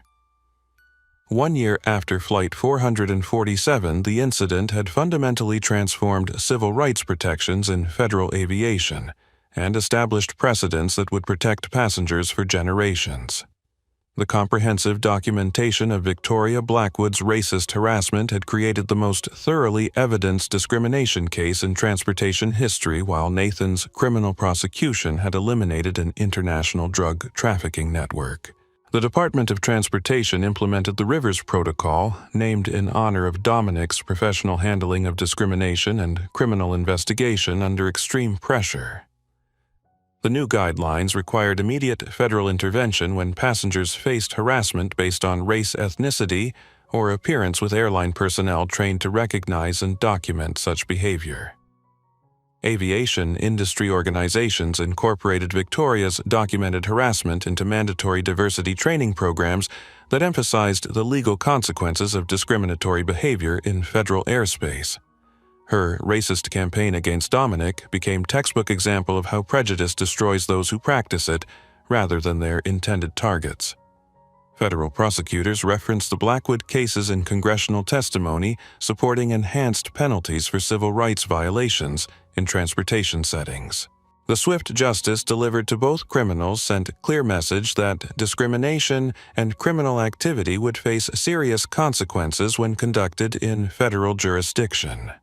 Civil rights organizations celebrated the precedent that ensured federal transportation remained accessible to all Americans, regardless of race or economic status. The NAACP and other advocacy groups used documentation from Flight 447 to support legislation strengthening protections for minority passengers. Isabella Rivers completed her first year as a commercial pilot with commendations for excellence that reflected her father's emphasis on responding to challenges with competence rather than complaint. Her success demonstrated that barriers in aviation could be overcome through preparation and professionalism. Victoria Blackwood completed her community service requirement at immigration assistance centers, where her work with diverse populations provided education about the humanity she'd failed to recognize aboard Flight 447. Her social media followers had abandoned her completely, leaving her to rebuild identity based on character rather than appearance. Nathan Blackwood remained in federal prison serving his 25-year sentence for drug trafficking. His pharmaceutical empire completely dismantled, and its criminal proceeds forfeited to fund victim assistance programs. His criminal network had been eliminated through international cooperation that protected legitimate pharmaceutical shipping. The social media documentation of Flight 447 remained viral content that educated global audiences about both subtle and explicit forms of discrimination. Sarah Williams continued using her platform to promote civil rights awareness and aviation safety education for her expanding audience. Dr. Michael Thompson's military perspective on leadership under pressure had been incorporated into federal training programs for transportation officials facing crisis situations. His recognition of Dominic's exceptional handling of impossible circumstances provided validation from respected military authority. The lasting legacy extended beyond individual consequences to institutional changes that would protect future generations of airline passengers from experiencing the discrimination that Dominic had faced with such dignity. Most importantly, Flight 447 had demonstrated that federal authority, when properly exercised, could ensure swift justice for both civil rights violations and criminal activity, creating precedents that would strengthen protections for all Americans traveling in federal transportation networks. Sometimes, justice doesn't come from the sky. It comes from the person sitting quietly in seat 2A, reading a book waiting for truth to reveal itself. And when that person happens to hold federal authority over the very system where discrimination occurs, the lesson becomes clear. Respect isn't earned through appearance, wealth, or intimidation. It's commanded through character competence and the courage to maintain dignity when others try to steal it. Victoria Blackwood thought she could judge a man by his clothing and remove him from a space I felt belonged only to people who looked like her. Instead, she discovered that the quiet passenger she'd been harassing for an hour was the federal official with authority to prosecute her racism and expose her husband's criminal empire.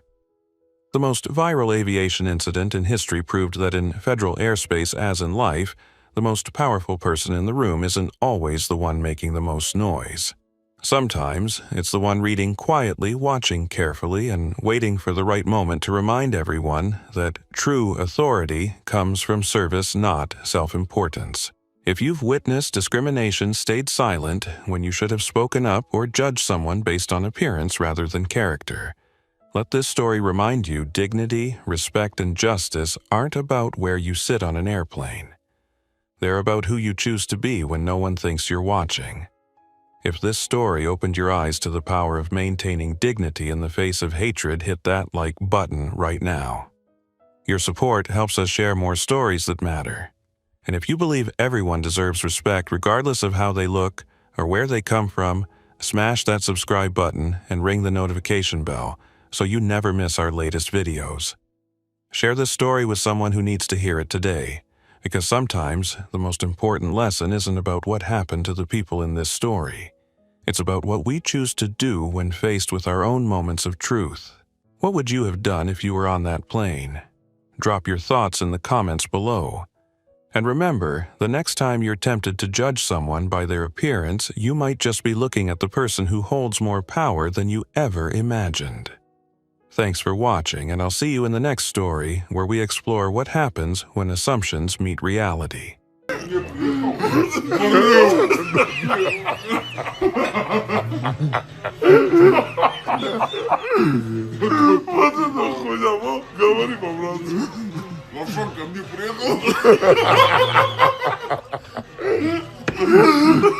Ко мне приехал Брыл. Где мой брат был? Скажи мне, почему мой устал, брат брат, человек не выспался, устал.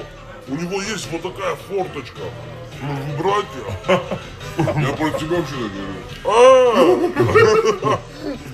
Я на работе был, брат. Не на работе, а трудился я. Как это знаешь? Да, я не работаю.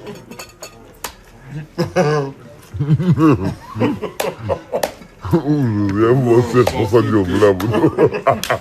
Мое почтение, брат. Одно из самых лучших шуток в мире. Если 2-3 помидора в карман положил, скажи честно. Нет, сейчас не кусаю его. Никогда в жизни не могу подать. Мне кажется, завтра на меня заявление.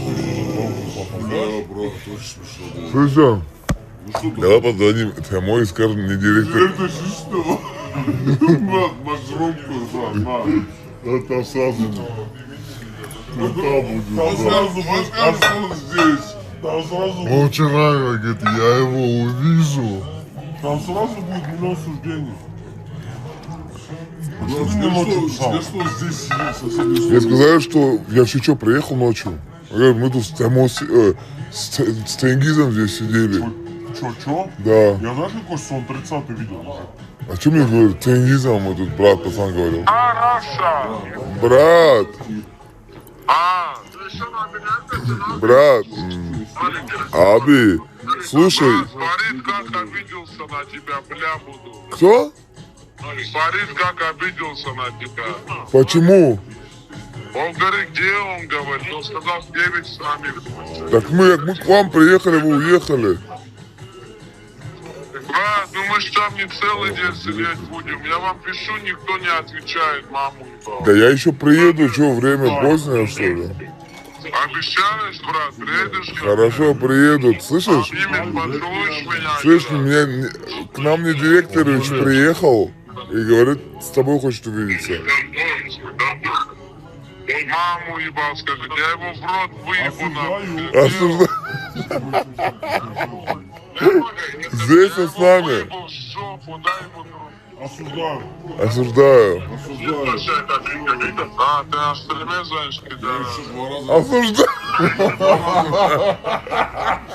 Осуждаю. Искусственный интеллект. Напихал по полной программе. Ты за что рассчитал, когда звонил? Как он мне кинул? Знаю, брат, он сейчас нашего брата хлеб хочет забрать. А пошли ты с бутылки? Просто интересно, бро.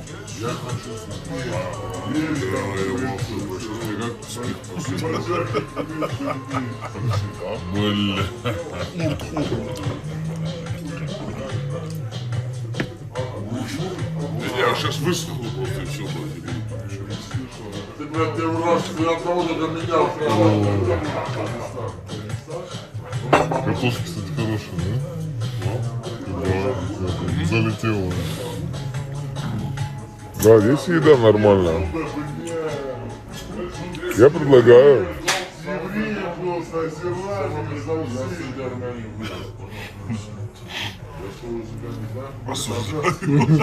Я предлагаю стрим закончить и послушать, посыть, поговорить. Хорошая идея. Да, мне честно, без стрима в горло не лезет, брат. Я бы не упал. Вот если среди нас есть интригант, он твой друг. Который, брат? У нас нет друзей. Форсовано этим. Е60-й. Ох, брат, я сегодня за один день.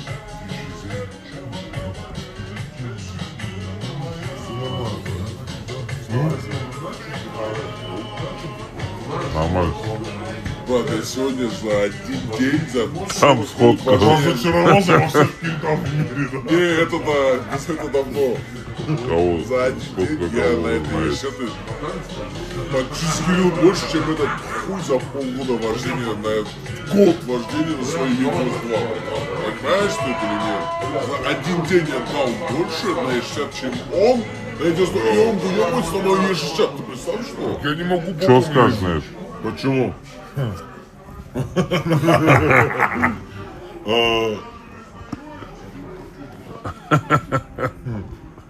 Ты speaking English? Домой.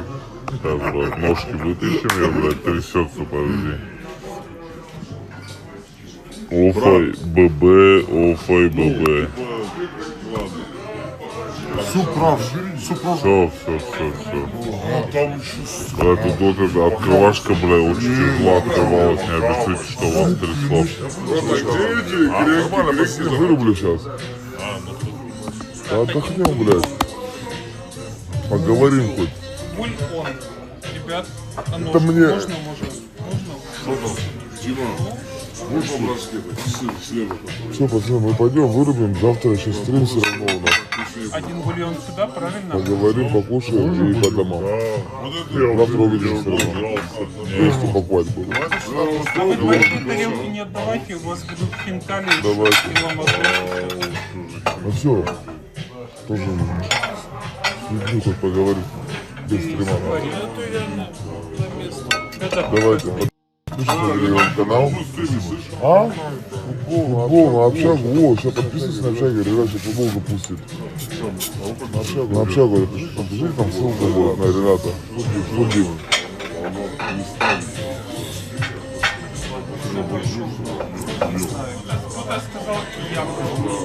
Кого? Давайте обнялся. Спасибо. Выезжаем на рейды. Вот едем на Вести Спорт. нога заболела. Зашли, пацаны? Да, все пошло, все четенько. Здорово, пацаны. Пацаны. Здесь резкая переобувка, короче, потоп в Краснодаре. Вот мы едем спасать. Амирхан звонит, тихо. Да.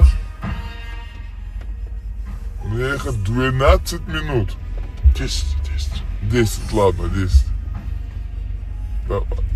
Давай. Короче, в Краснодаре потоп, дождь. Вот мы сейчас едем спасать. Пацаны, случилось то, чего не ожидал никто. Нас кинули на Альф Реалити. Ну да. Альф Реалити сделал обманку. Не жданули. Не жданули, прикинь. По этому поводу, что я могу сказать?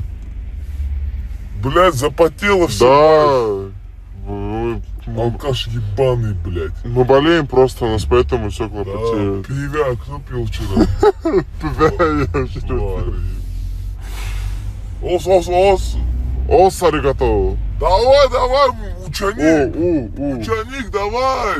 Ученик. Газы. Подожди. Оп. Готов? Пацаны, готовы? Это первый раз сейчас такое делается. Первый раз такое делается, за мной не повторять.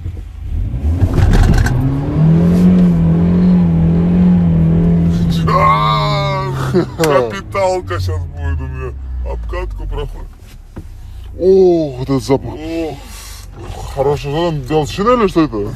а? Белшина или что там Перелли. стоит?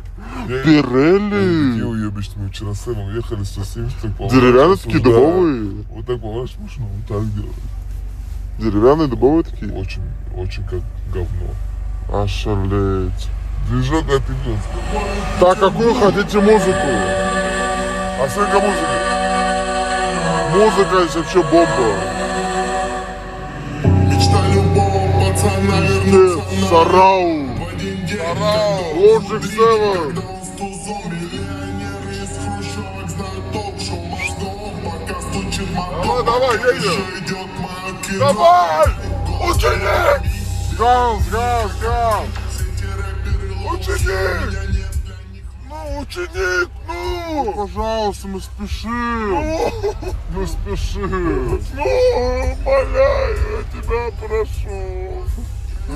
О, направо. Ну это хуя. Так, объезжаем препятствие слева. Вот препятствие, аккуратненько. Ученик, мозги Ну, давай, бежай. Оп, заканчиваем маневр. Ученик. Так, 4К, да, хотите? Ученик. Самое главное в таких ситуациях нервничать, потому что все такими были. Сказал то, что будет легко. Птички в командах. Куда важнее любовь. Что-то не то со звуком, Вась. Ну что там такой, да, слишком крутой. Ох, блядь. О, потом. Потом. Пацаны, мы едем к пацанам, они тут у Витоя. Забираем их. Я не знаю, у меня планов 0. Да, так что... Я запустил, чтобы вы потом не говорили, что мы не запустили. Вот Правда. Поэтому мы запустили.